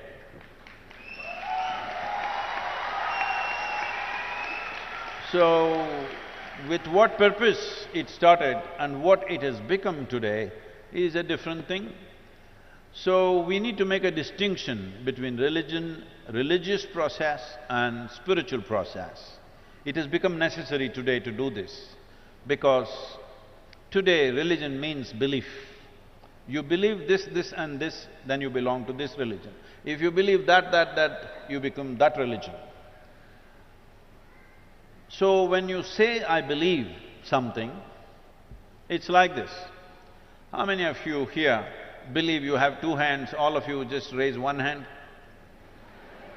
If you believe you have two hands, do you believe you have two hands or you know that you have two hands? You know. If somebody starts an argument with you to prove that you have no hands, if their argument becomes too overwhelming, one slap in the face. He knows you got hands. This happens in the movies, huh? But in God you believe. Why? Because you're still not even straight enough to admit what you do not know as I do not know. This much sincerity should enter human heart and intelligence. What I know, I know. What I do not know, I do not know. What is the problem? Whatever I do not know, I believe. You're destroying I do not know. I do not know is the most tremendous possibility in your life. When you see I do not know, the longing to know, the seeking to know, and the possibility of knowing becomes a reality. If you destroy I do not know, you will just believe something because it's come from some authority, or people claim it's come from an authority. Or in other words, in your life, authority becomes the truth. Spiritual process means truth is the only authority for you.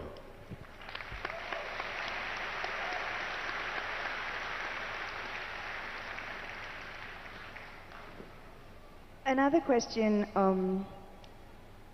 that has been on my mind lately is how much of one's life is a result of their past karma? Are the injustices and unfairnesses that one faces in one's life a result of their past karma? If so, do you accept these injustices and find solace in the fact that, okay, the karma is being cleared, even though it might seem detrimental to our lives in so many ways? Samantha, you're old enough for this. I'm not saying you're old, I said you're old enough. Do you still expect the world to be fair to you? That's why I'm asking this question. Can I blame it on my past karma is what I'm asking. I want the world to be fair to me is a schoolgirl question. By now you should know the world is not fair. It will not be fair to you. But if you dig deep into yourself and have a taste of life, not a taste of your thought and emotion, the taste of life that you are, then you will see life is not just fair, it's just fantastic.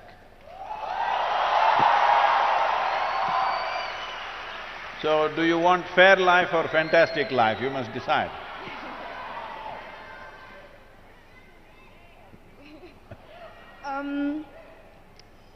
I've noticed this, that beyond the material ego, there is now suddenly a widespread… Who's this ego guy, your friend? It's all around me. And in my industry, the heights of it. So beyond the material ego, I've noticed there's now widespread spiritual ego. I've come across a lot of people who are now on a spiritual path not you, Sadhguru, who consider themselves superior to people who are not on a spiritual path. How would you advise such people to ensure that they don't fall a prey to this new spiritual ego? First we'll address this ego guy, okay? If you show me where it is, I'll fix it right now. I wish I knew where it was, it just keeps coming suddenly. So, you don't know where it is.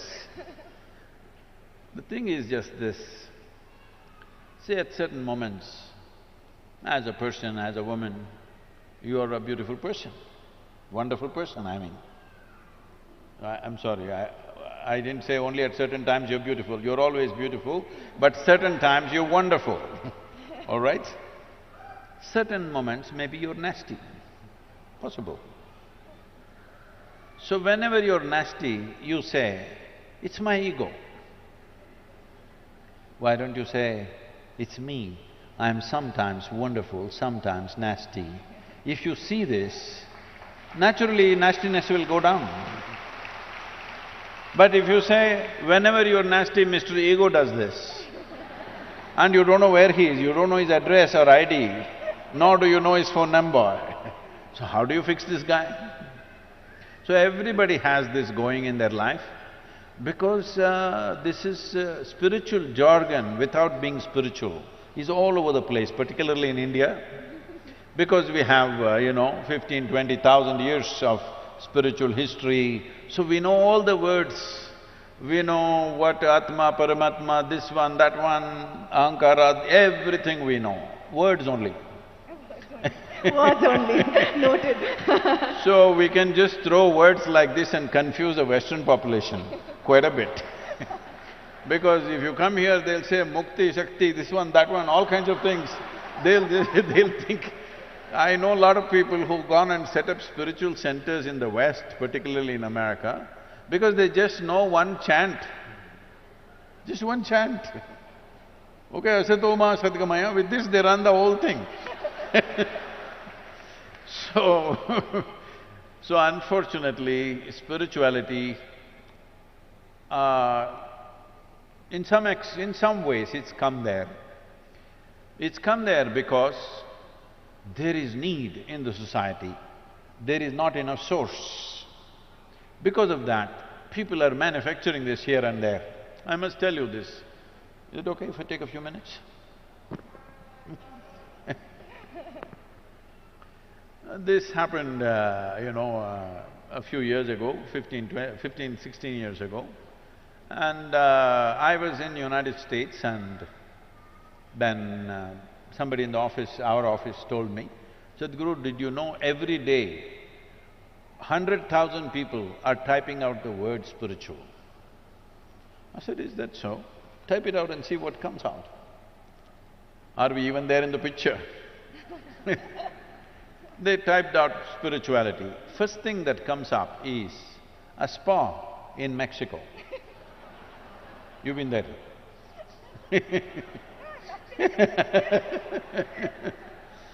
And the next thing that comes out is a call girl in Northern California. She has learnt all that SEO. For everything she says spiritual, spiritual, spiritual, 108 times she uses the word spiritual on her website. You say spiritual, she comes up, number 2. I thought this is a shame. For thousands of years, anything spiritual means people looked east. East means India, that's what it meant. So I said we must start something, a spiritual gateway, that if people say, if they seek spirituality, they must look towards India. Because this is one culture which has spent maximum amount of time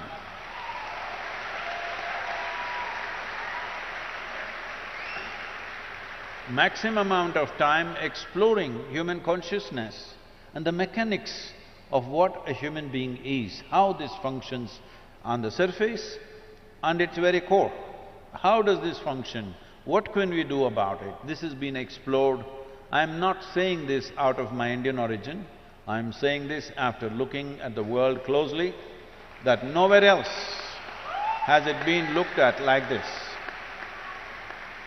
So, I said, we must start a spiritual gateway, India, the spiritual gateway. As a part of this, I thought, till then, I must tell you this, till about 15 years ago, I had not met a single guru in this country. I just did not meet, I was just busy doing my own work. I never thought I had to go and look for somebody, I had never been to any other ashram anywhere. And then I thought, okay, let me make an attempt, then I started making phone calls. They all received my call pretty well, and then I started visiting some people and started putting together. We had one meeting with 125 gurus. We made this thing that nobody talks about their philosophy. You keep your philosophy, this is just a meeting. This is just about how to enhance your ashram or your yoga center, whatever you have, how to enhance the quality. We will teach you management, we will teach you branding, we will teach you how to make a website, we will teach you how to present yourself to international community. Your philosophy, we don't touch, you don't touch mine, I don't touch yours. You do your own thing. Because that is the beauty of this culture, that it can exist in hundreds of forms, thousands of forms, and it's okay with us. So when I went about doing this, well, I met many wonderful people, but at the same time, at least 60 to 65%, it hurts me to say this, I found that if I walk into an airport or a golf course, I meet better men than in the so-called spiritual centers. Because it's full of jargon, no heart, no depth, no profoundness, simply one chant, one nonsense, one philosophy that they read somewhere. It's going on like this. This needs to change. So to bring this profoundness to people, as people get closer to me, I get harder and harder and harder. Those who are very close to me, I am bloody cruel. Yes, because just to bring integrity into spirituality is so hard. Because the moment they get spirituality, little, like you said, you're calling it spiritual ego, I call it spiritual airs. They get spiritual airs, air bubbles get in their head. Suddenly they start acting funny, they start saying things that don't exist, they start talking about nonsense that nobody understands. If you speak something, whatever nonsense you speak, people in front of you must understand, otherwise why the hell are you speaking? Because the purpose of speech is to make somebody understand what you're saying. No, if I say something that you don't understand, I become big, you become small. This is rubbish. This is going on for too long. So everybody quotes a book, it all looks like, we are right now talking about earth buddies. We are creating an earthworm image, we are trying to create an NFT. We've over 40,000 images we have created, we will release it shortly. We'll gift you one earthworm, okay? Now, these are all bookworms who fell out of a book. These bookworms were important when there was low literacy in the societies. Only one man in the village could read the book, suddenly he was very valuable. Now everybody can read, what is the point you reading a book to me? If you have something to say other than the book, you tell me. If you're going to read a book, what is the point? When I was in graduation, when I was in the university, I made an agreement with the teachers, I will not come and bother you with my questions. Just give me attendance. I will stay out. Because if you go there, from the first moment you go there, first attendance, that's the only interesting thing. And after that, they're just reading some notes and everybody is writing down. Those days, fountain pens, kara, it makes noise. I don't like it. As I say, if everything is in that book, give it to us, we'll photocopy it and give it back to you. I don't have to come, you don't have to come. I have many interesting things to do in the town. I don't know about you, but I have many interesting things to do in the town. I don't have to sit here and write down, I can photocopy this. So they didn't want me, so I said, give me attendance. Only once a month I went there to check my attendance, whether they were keeping the deal. I sat in the garden outside, okay?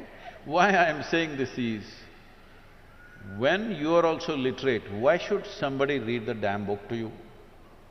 You read. If they have something to say which no book can say, of course, then you must listen. So, this whole spirituality as a thing, unfortunately has fallen on bad times, but slowly it is rising because people's longing is increasing. I must tell you this, 40 years ago when I first started the programs, in engineering programs, in various different forms, 85% of the people used to come to the programs only for health problems. Only 12–15% came to know something. Today, over 90% of the people come because they want to know something, experience something. Only 8 to 10%.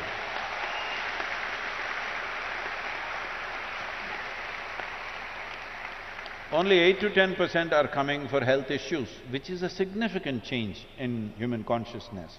About this ego business, this is one thing we must settle. See, within you, is there only one person or two? I think one. You think one? I'm going to go with one. One. That means you're an individual. An individual means, the word individual comes from indivisible. You're not further divisible, that's good, you're an individual. If you are two, then you're either schizophrenic or possessed, psychiatrist or exorcist. Either a psychiatrist or an exorcist has to come. So this is very important, everybody settle this, that don't talk about Atma, Paramatma, ego, this one, that one. You are an individual. What kind are you? Are you a wonderful one or a nasty one? Fix the damn thing.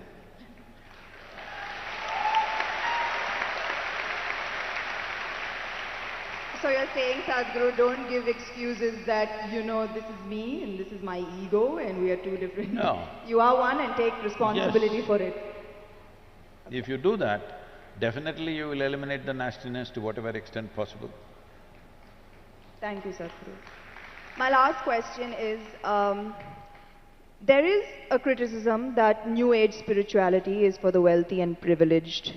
How would you advise an underprivileged householder who has neither the money nor the time to embark on a spiritual journey, although they are seeking for it? Why is he holding on to a house? You said householder, right? Yes. Yes. Why are they holding on to a house? You should live in a house, you should not hold on to it. Right now that's their problem. They are holding on to a house. Their whole life is around what they own, what they possess. Obviously, they can't leave the damn place and go anywhere. So the moment your possessions decide the quality of who you are, then you yourself become a material. There's a question there. Ask. I'm sorry, I didn't get the last… No, I'm saying, the moment your possessions decide the quality of who you are, then you will also become a material part. You will not be a human anymore. You will not be a consciousness anymore. Material is there, things are there, clothes are there, home is there, all this is there. Why? Because if you do not arrange this convenience, every day you will be only struggling for that. You won't do anything worthwhile in your life. Because every day if you have to earn your food, can you think of anything higher, I'm asking? Whole attention will be just on that. The idea of making arrangements for ourselves as it's convenient for us is so that our intelligence, our creativity, our possibilities find expression in life. Every day if you have to worry about where is my food today, then you can't do anything worthwhile. So do not misunderstand possessions as a way of enhancing your life. It is a way of making your life convenient so that you can focus on what you want to do. If you have to earn your dinner from now to dinner time, what can you do? What worthwhile things can you do? You will only have to go foraging for food, isn't it? So, arrangements are there in everybody's life. How much arrangement is needed? As much as is needed for your kind of life, so that arrangements never become an impediment. For most people, it's an impediment because if somebody is a householder, he'll be holding the house and sitting right there. That's what most people are doing. That is what most people are doing. I'm talking about 80, 90-year-olds. They say, I want to come to the ashram, Sadhguru, but… What is but? But is nobody to take care of the house. Leave the goddamn house and come, you're 85 years of age.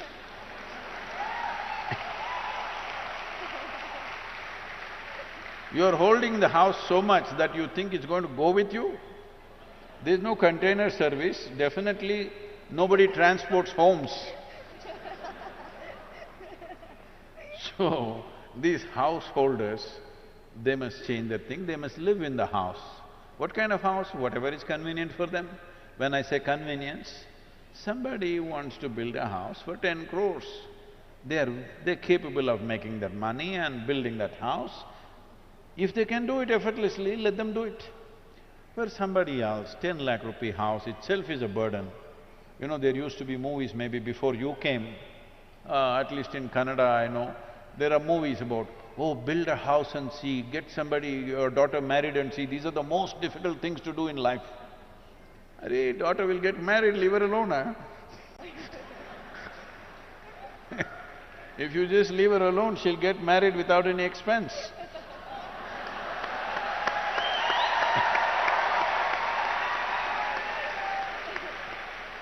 And building a house, if it is such a burden, why the hell are you building a house? You know? I was in United States and they were asking me, Sadhguru, is it true next time when Jesus comes, he will come in, what is that, Salt Lake City?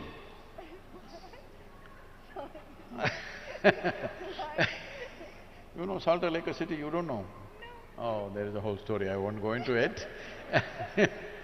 I said, see, last time he came around Jerusalem and he came and he said, come follow me.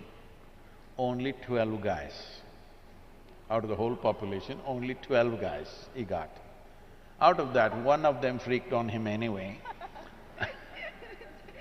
But if he comes to United States, now in 21st century, and says, come follow me, nobody will be behind him because you got 35-year house mortgage, 15-year card mortgage, 20-year student loan.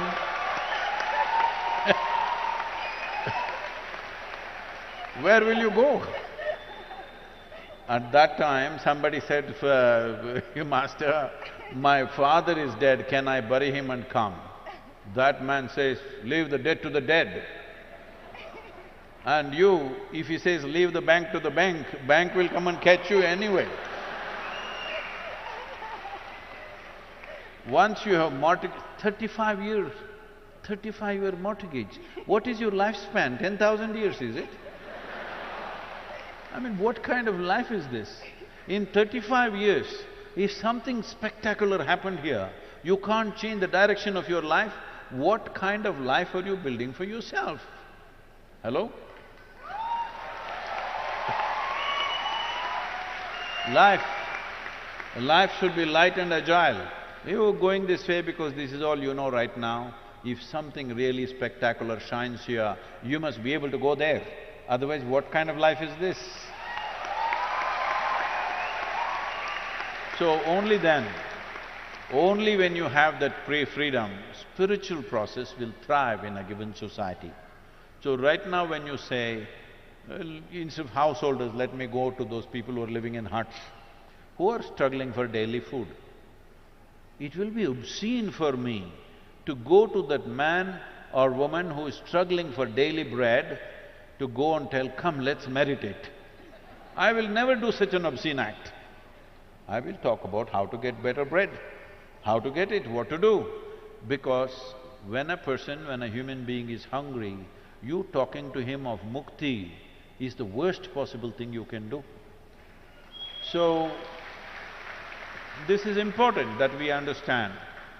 This is important that we understand that if finer aspects of life has to come alive in a society, basic survival should be taken care of for everybody. Only then it's possible. When large number of people are struggling for survival, finer things won't come. Forget about spirituality. Even art, music, fine things won't happen, isn't it? Where is the time to appreciate art? Where is the time to look at finer things? Where is the time to look at a sunrise or a sunset when you're struggling for your food on a daily basis? So it's extremely important. Basic economic well-being has to happen if spirituality has to thrive.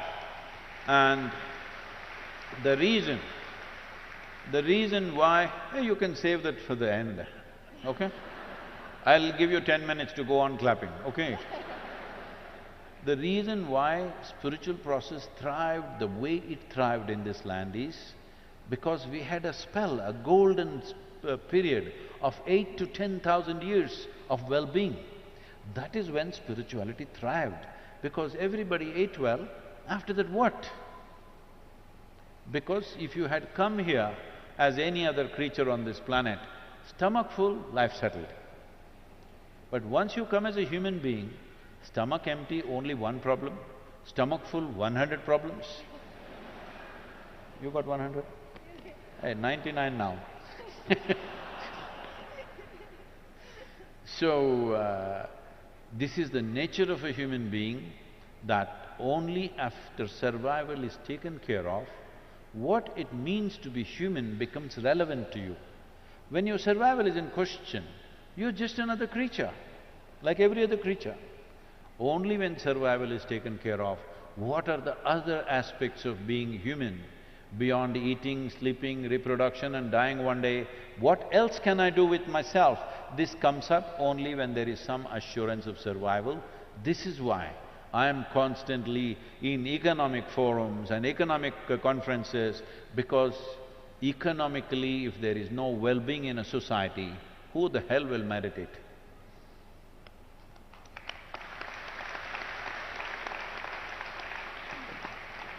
Thank you, Sadhguru, for your time. Thank you so much. You Do done? we have questions? So I'm making an offer to you, Samantha, if you get me 25 million people as Earth buddies, I'll give you a ride on the motorcycle. How's that? I mean, I think I can, yeah, I can. Okay, then it's a promise. I'll beg if I have to. So, it can touch 275. Sorry? It is capped at 275. But if you want, I can remove the cap and make it more. Zoom in. I think do we have time for a few questions from the audience? Yes.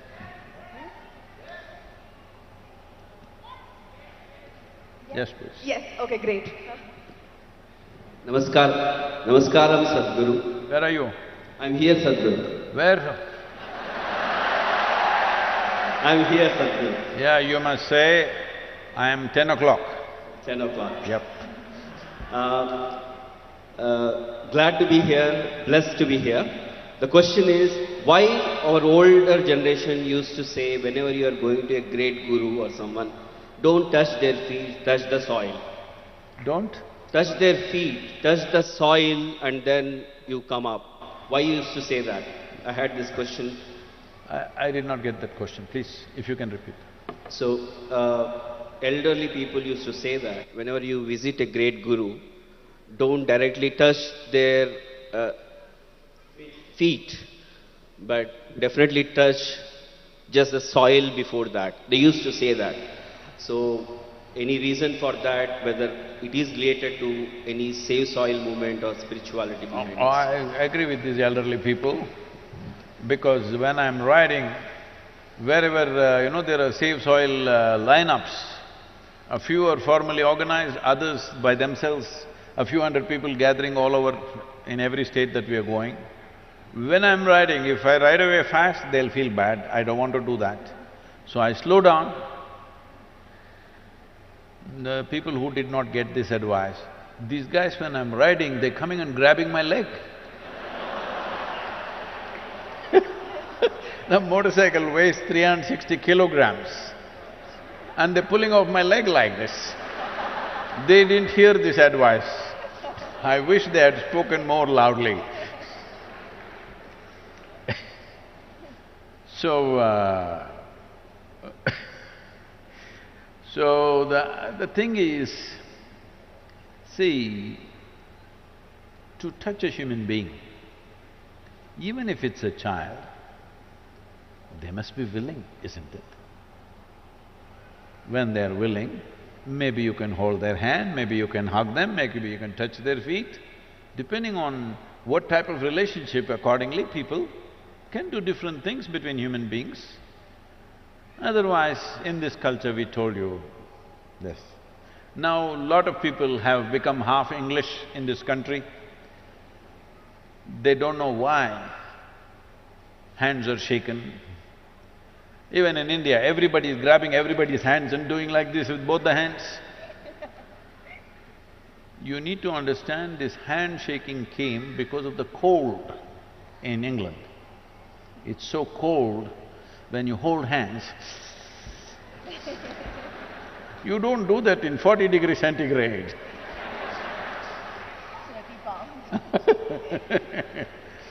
And on top of it, many of them are wearing jackets in 40 degrees centigrade. I was at a corporate meeting, a few years ago in Mumbai. It was a board meeting, they invited me because they wanted some advice on something. And everybody was in their jackets and ties. Outside temperature was around 36, 37. I said, see, if I had put my money in your company and I saw you guys wearing jackets and ties in 37 degrees, I would take away my money immediately, because you guys don't know what you're doing. Isn't it? You're supposed to manage everybody's money. You must feel the weather, hello? You must always be sensing for every sign that is there around you, economic signs maybe, business signs, but if you don't even notice the weather, you wear jacket. No, Sadhguru, it is a requirement. Who made the requirement? Who told you it's a requirement? No, it's it is expected. I said, who the hell is expecting, huh? Why are you wearing a tie in India when the temperatures are the way they are? All this is done to prevent cold affecting your throat. You in summer, you're wearing ties and walking around. This is slavery at the core of Indian mind. This needs to go. I was in our tribal school. The government is running a small one-room school in the tribal village. We were educating the children in the ashram, but the government opened a small school, one-room school, one teacher who comes once in a way. And I go there and all these girl children, they're wearing ties like necklaces here. They think it's a kind of a necklace, they were wearing it here. I said, what is this? Why is the state government insisting these girls should wear a tie to the school? Where the hell are we? So I'm saying, it is time we rejig this nation in so many ways. It's good to touch the soil where the Guru has stepped rather than grabbing his feet. So, don't molest the Guru's feet without his permission.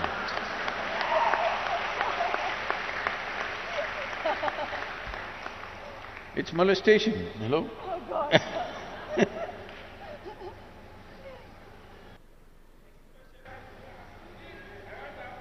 Yeah, get the microphone. Where's the microphone, please?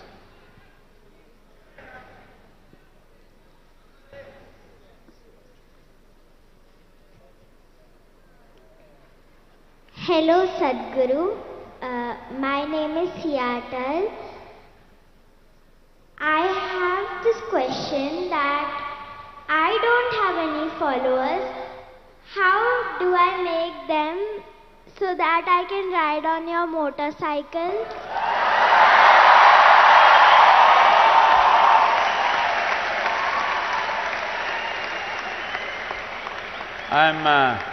I'm reducing the number from 25 million to just 1,000 for you. If you get me 1,000, you get the ride. 1,000 you can do, I know you're capable of that.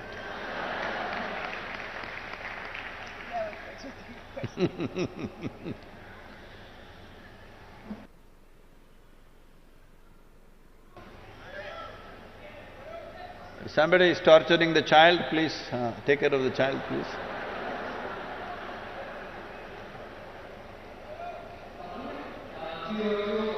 Where are you? Okay. Yeah.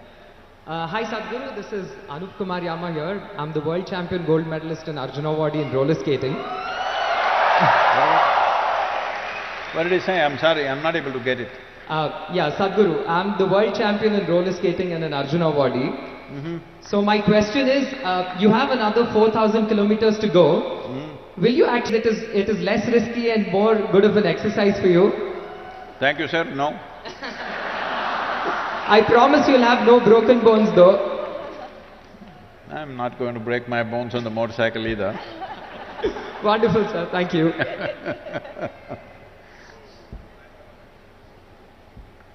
I told you it's capped at 275. What are you capped at?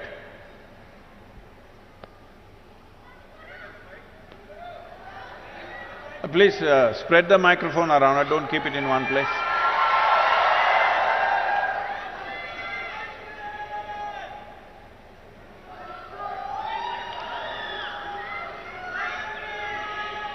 Do this quick. Where is the microphone, please? 2 o'clock again. Thank God I got the mic. Okay, please. Namaskaram Sadhguru. Warm greetings Samantha. Hello everyone. What? So… You must hold the microphone a little closer. You've seen Lady Gaga? Like that. Not like this, like this. Yes. Ah, see.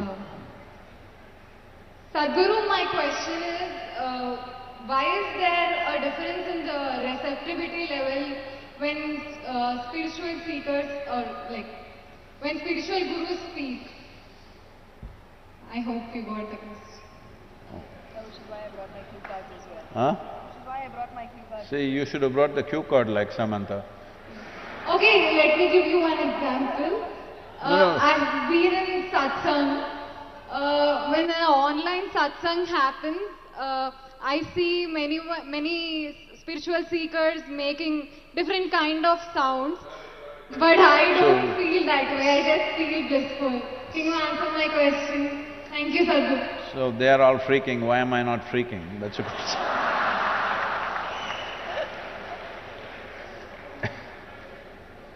So, see, do not look at spiritual process as something different from life process. If two people eat the same food, both of them will not get the same level of nourishment. This is a fact. Same food, if two people eat, one person what they get out of it, another person what they get out of it is at a different level. Why is that so? That is the way you have kept yourself. In your life,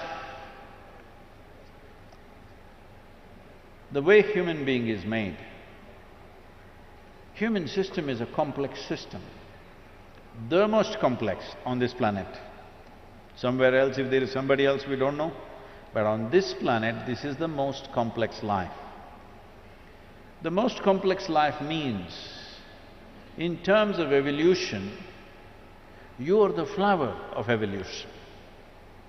Compared to all the other creatures, this is the flower of evolutionary process.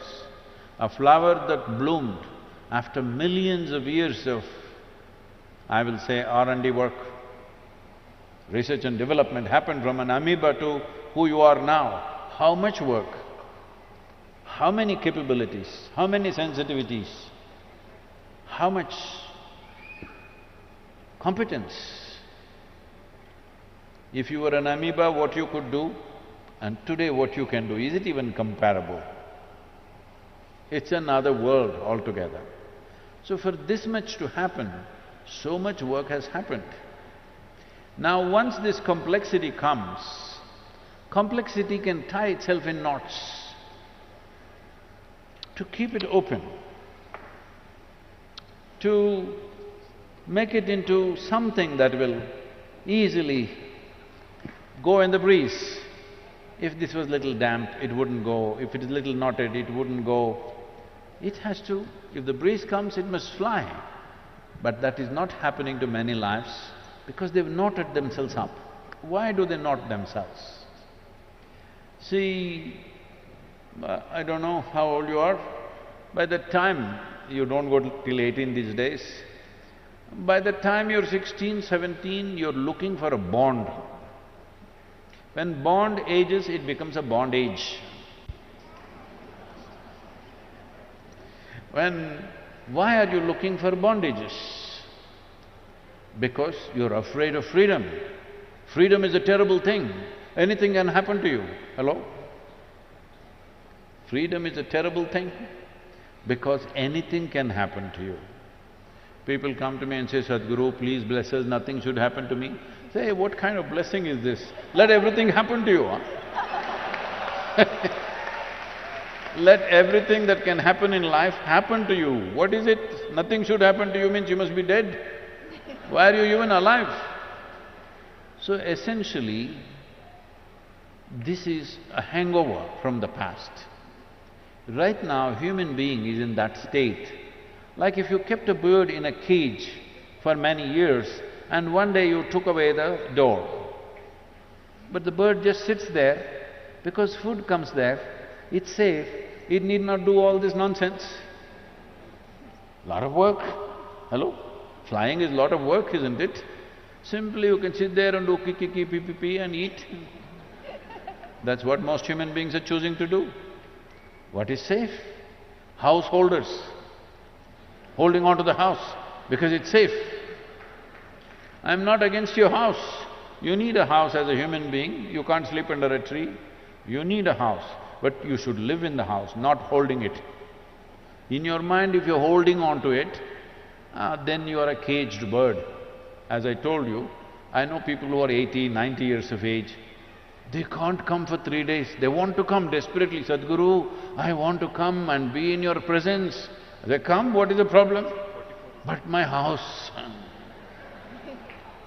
You are not a householder, house is holding you. So, like this you hold on to many things because you don't know. You are in the middle of nowhere, I want you to grasp this. Right now you're in the stadium, it's okay. Actually, if you look at it, you're on a tiny little mud ball that you call as planet Earth. You don't know where the hell it is floating in this cosmos, where it is going, whether it's going or not, whether it'll be there the next moment or not, you don't know. Do you know? Hello? Does anybody know, I'm asking? No. Does any scientist know? Does somebody else know? Nobody knows. But here we are sitting and fine, out of ignorance, not out of knowledge. Simply we think we are fine, we are forever. Don't worry, everything will be okay, don't worry, be happy, all kinds of stuff. No, the beauty of life is to know all the possibilities and still not to be perturbed or disturbed by that. Not knowing anything and you're okay, that's okay for a child. If you stay that way, we call you a retard. Yes, I know it's a harsh word to use, but that is the case. Because keeping yourself ignorant and thinking you're innocent is a retarded way of existence, isn't it? Hello? Am I saying harsh things to you? I'm like this, I'm horrible only, what to do? Because I'm not here to say sweet things and put you to sleep. I'm here to awaken people.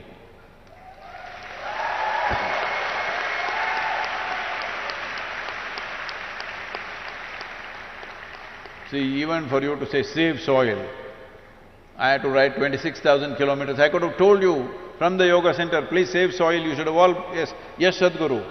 No. 30 years I've spoken, nothing. Now coming away, I'm glad you have. So, it's not just about that.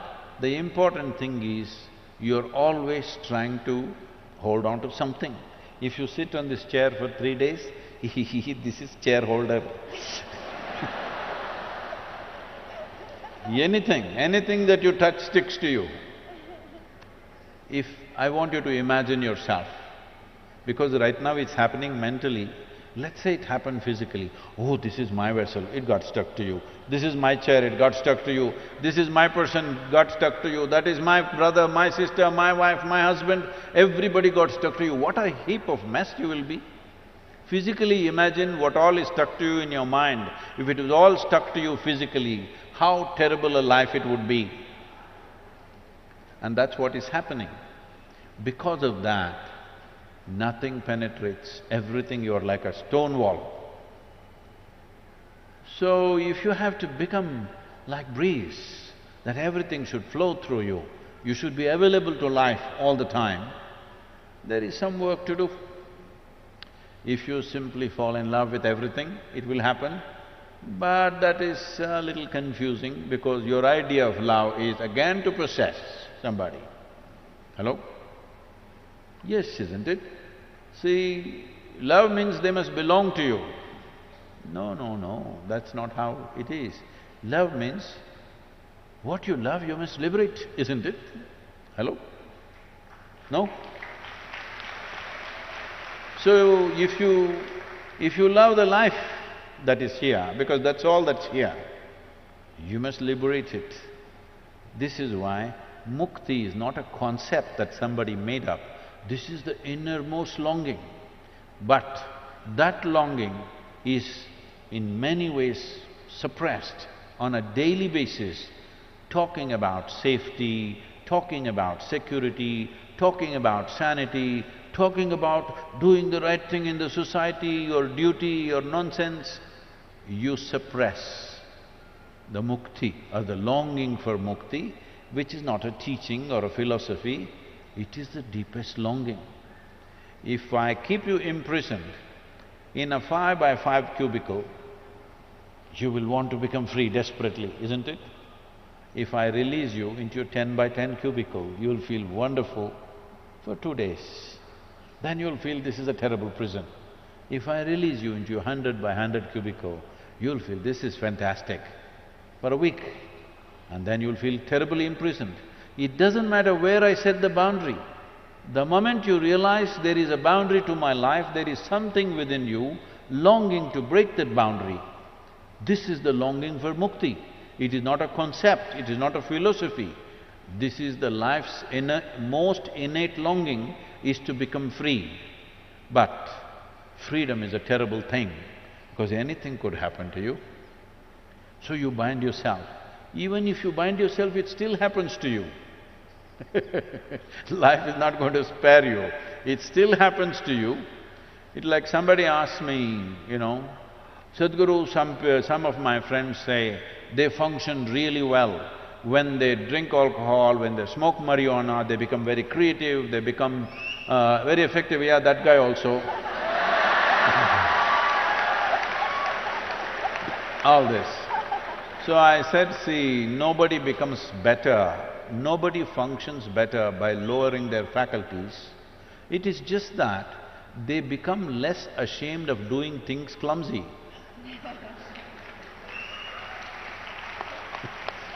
Alcohol takes away shame.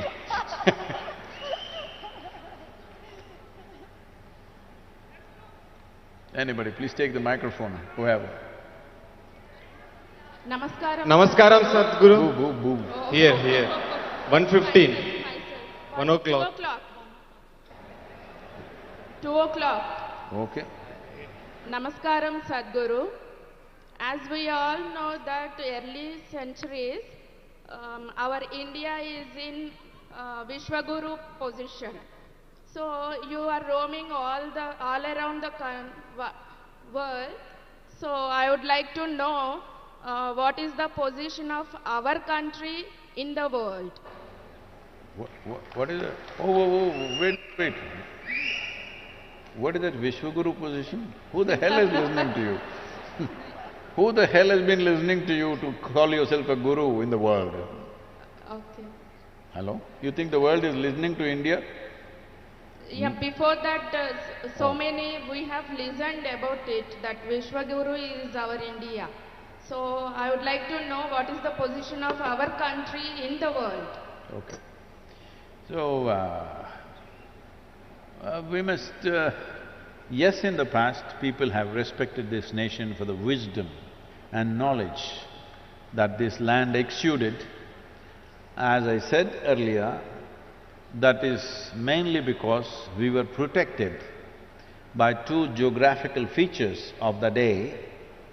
One is the Himalayas, another is the Indian Ocean. It is because of this we called ourselves Hindus.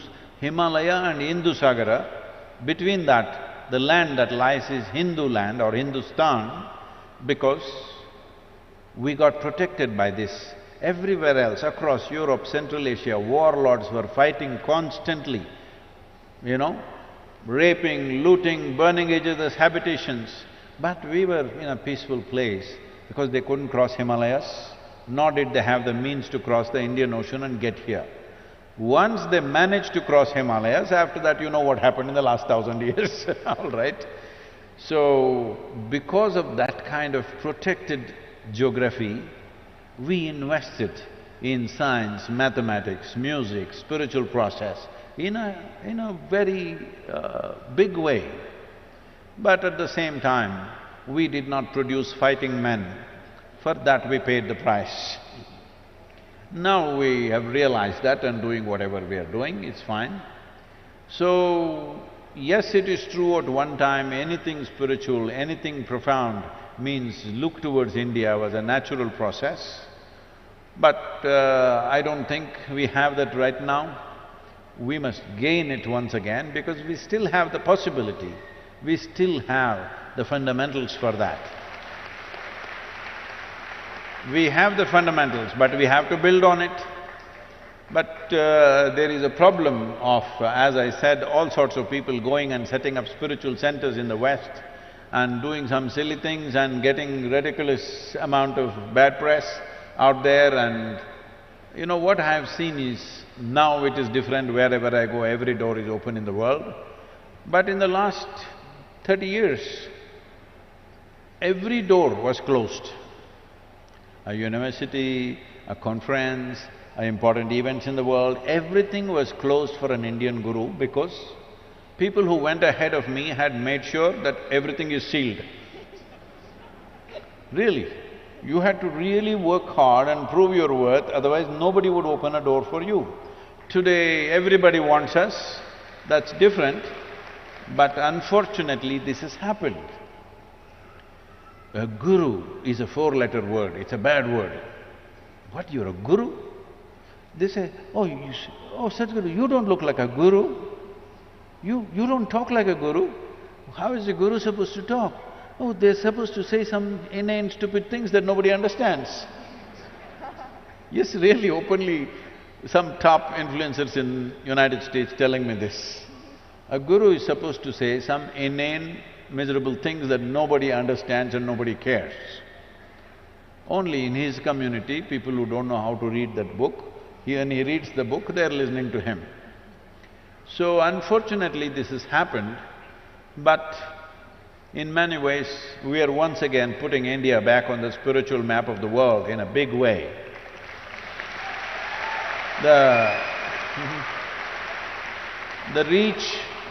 The reach across Africa, South America, North America, Europe, Central Asia is like almost 100%. I must tell you this incident. I was in Cote d'Ivoire, or it's called as Ivory Coast. I was in Abidjan, which is the capital. I was there for the COP15. My Saudi Arabian visa was not cleared. So, because I had time there, I went to the agency which was issuing this visa, but they wanted my fingerprints, so I had to go there. So this was in some inside locality, not a proper embassy. So I went there and I was coming out, somebody else was driving the car. I was sitting in the front seat. It was around 11:30, 12 in the morning, noon time. One guy was sitting there on the street side, on the floor. This is the kind of guy who is drunk by 11 o'clock in the morning. Or like that whistling boy. He's either smoked up or drunk, that kind of guy, sitting there on the floor, on the street, on the sidewalk. He looks at me and says, "Seriously, Sadhguru?"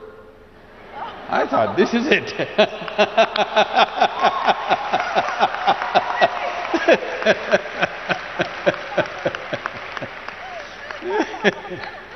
So, we are once again touching the world. We won't disappoint you. I want you to know, the Save Soil movement is under the banner of Conscious Planet, because without conscious human beings, you can't save nothing. Nothing. So, it is about creating conscious planet, means individual human beings have to become conscious. There is no such thing as making the planet conscious. You and me have to become conscious, that's the whole thing. So, this work is going on. In 2020, I don't know what is the numbers for 2021, it's definitely higher. In 2020, our video views touched 2.4 billion. And I am not a beautiful superstar like you. Just like that, talking little sense, because there is that much thirst in the world. There is that much longing in human beings wanting to know something.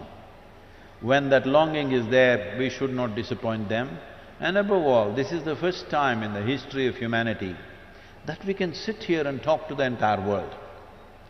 Many great beings have come. When they spoke, hardly 10 people could hear them. This is the first time we can sit here and talk to the entire world.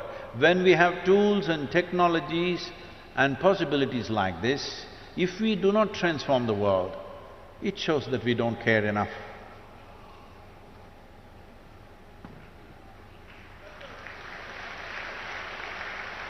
Namaskaram. Hello sir, hello sir, hello ma'am. So my question to you is, what on an individual level can… Ask her also, huh? Yeah, I think it's for both of you, sir, Okay. ma'am.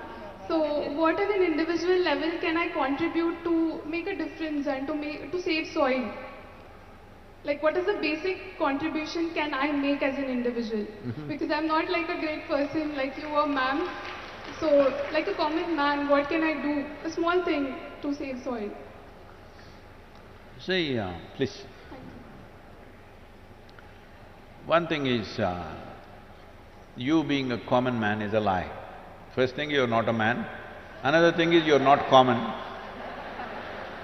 I don't see anybody else like you, so you're not common. I know in your life, within yourself, you're very special for your own life, isn't it? Hello? Let's be straight about this. Within your own home, you are a very special person. If somebody treats you in a common way, will you take it? No. So don't use those things are said in political rallies. It's okay. There is no common man in the world. If you meet him in a private space, he's a very special guy. So don't describe yourself like that. You're doing this… I'm sorry, I'm being little like this, because I'm using this question to prick everybody, not just you. You're doing this as to how I can do less. Because everybody says, Sadhguru, but I am only human. Arey, being a human means being on top of the world. Of all the creatures on this planet, you are right on the top. Yes or no? In the evolutionary scale of things, you are on top of the world and you say, I am only human. When will you say, I am human? Because human is a great possibility, but you always refer to your humanity as a weakness. You always refer to your humanity as if it can't do anything. So now you have a phone with you. Phone. Is it a smart one or a dumb one? Huh? Smart one, see? Then what's the problem? You have a smart companion with you, always at your beck and call. So when you have such a smart companion, that guy, you call him… you've given him a name? No, because these days people are giving names to their phones. Where is my pinky? Where is my pinky? Somebody was looking for their pinky and I said, what pinky? No, my phone, I call it pinky. It's on it written pinky. No name, pinky. It's on it written pinky. No name for the guy. We'll call him Ramu today. Am I being too nasty? Is it okay? I call my car profit. Huh? I call my car profit. She confessed something, I'm not telling it. So, you have a powerhouse in your hands. This is a powerhouse. Just you, one person. Leave the others, just you. If you are really committed with this kind of a companion in your hand, you can touch the 4 billion people I'm talking about. You can. Will you or will you not? That's left to you.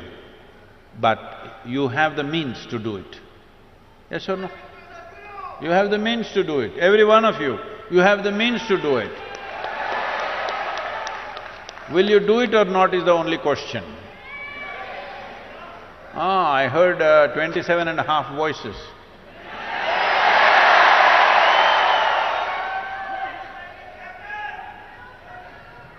So, once you have this kind of means, if you really want to do something, there is nobody can stop you from doing this. Oh, I don't have a following, what to do?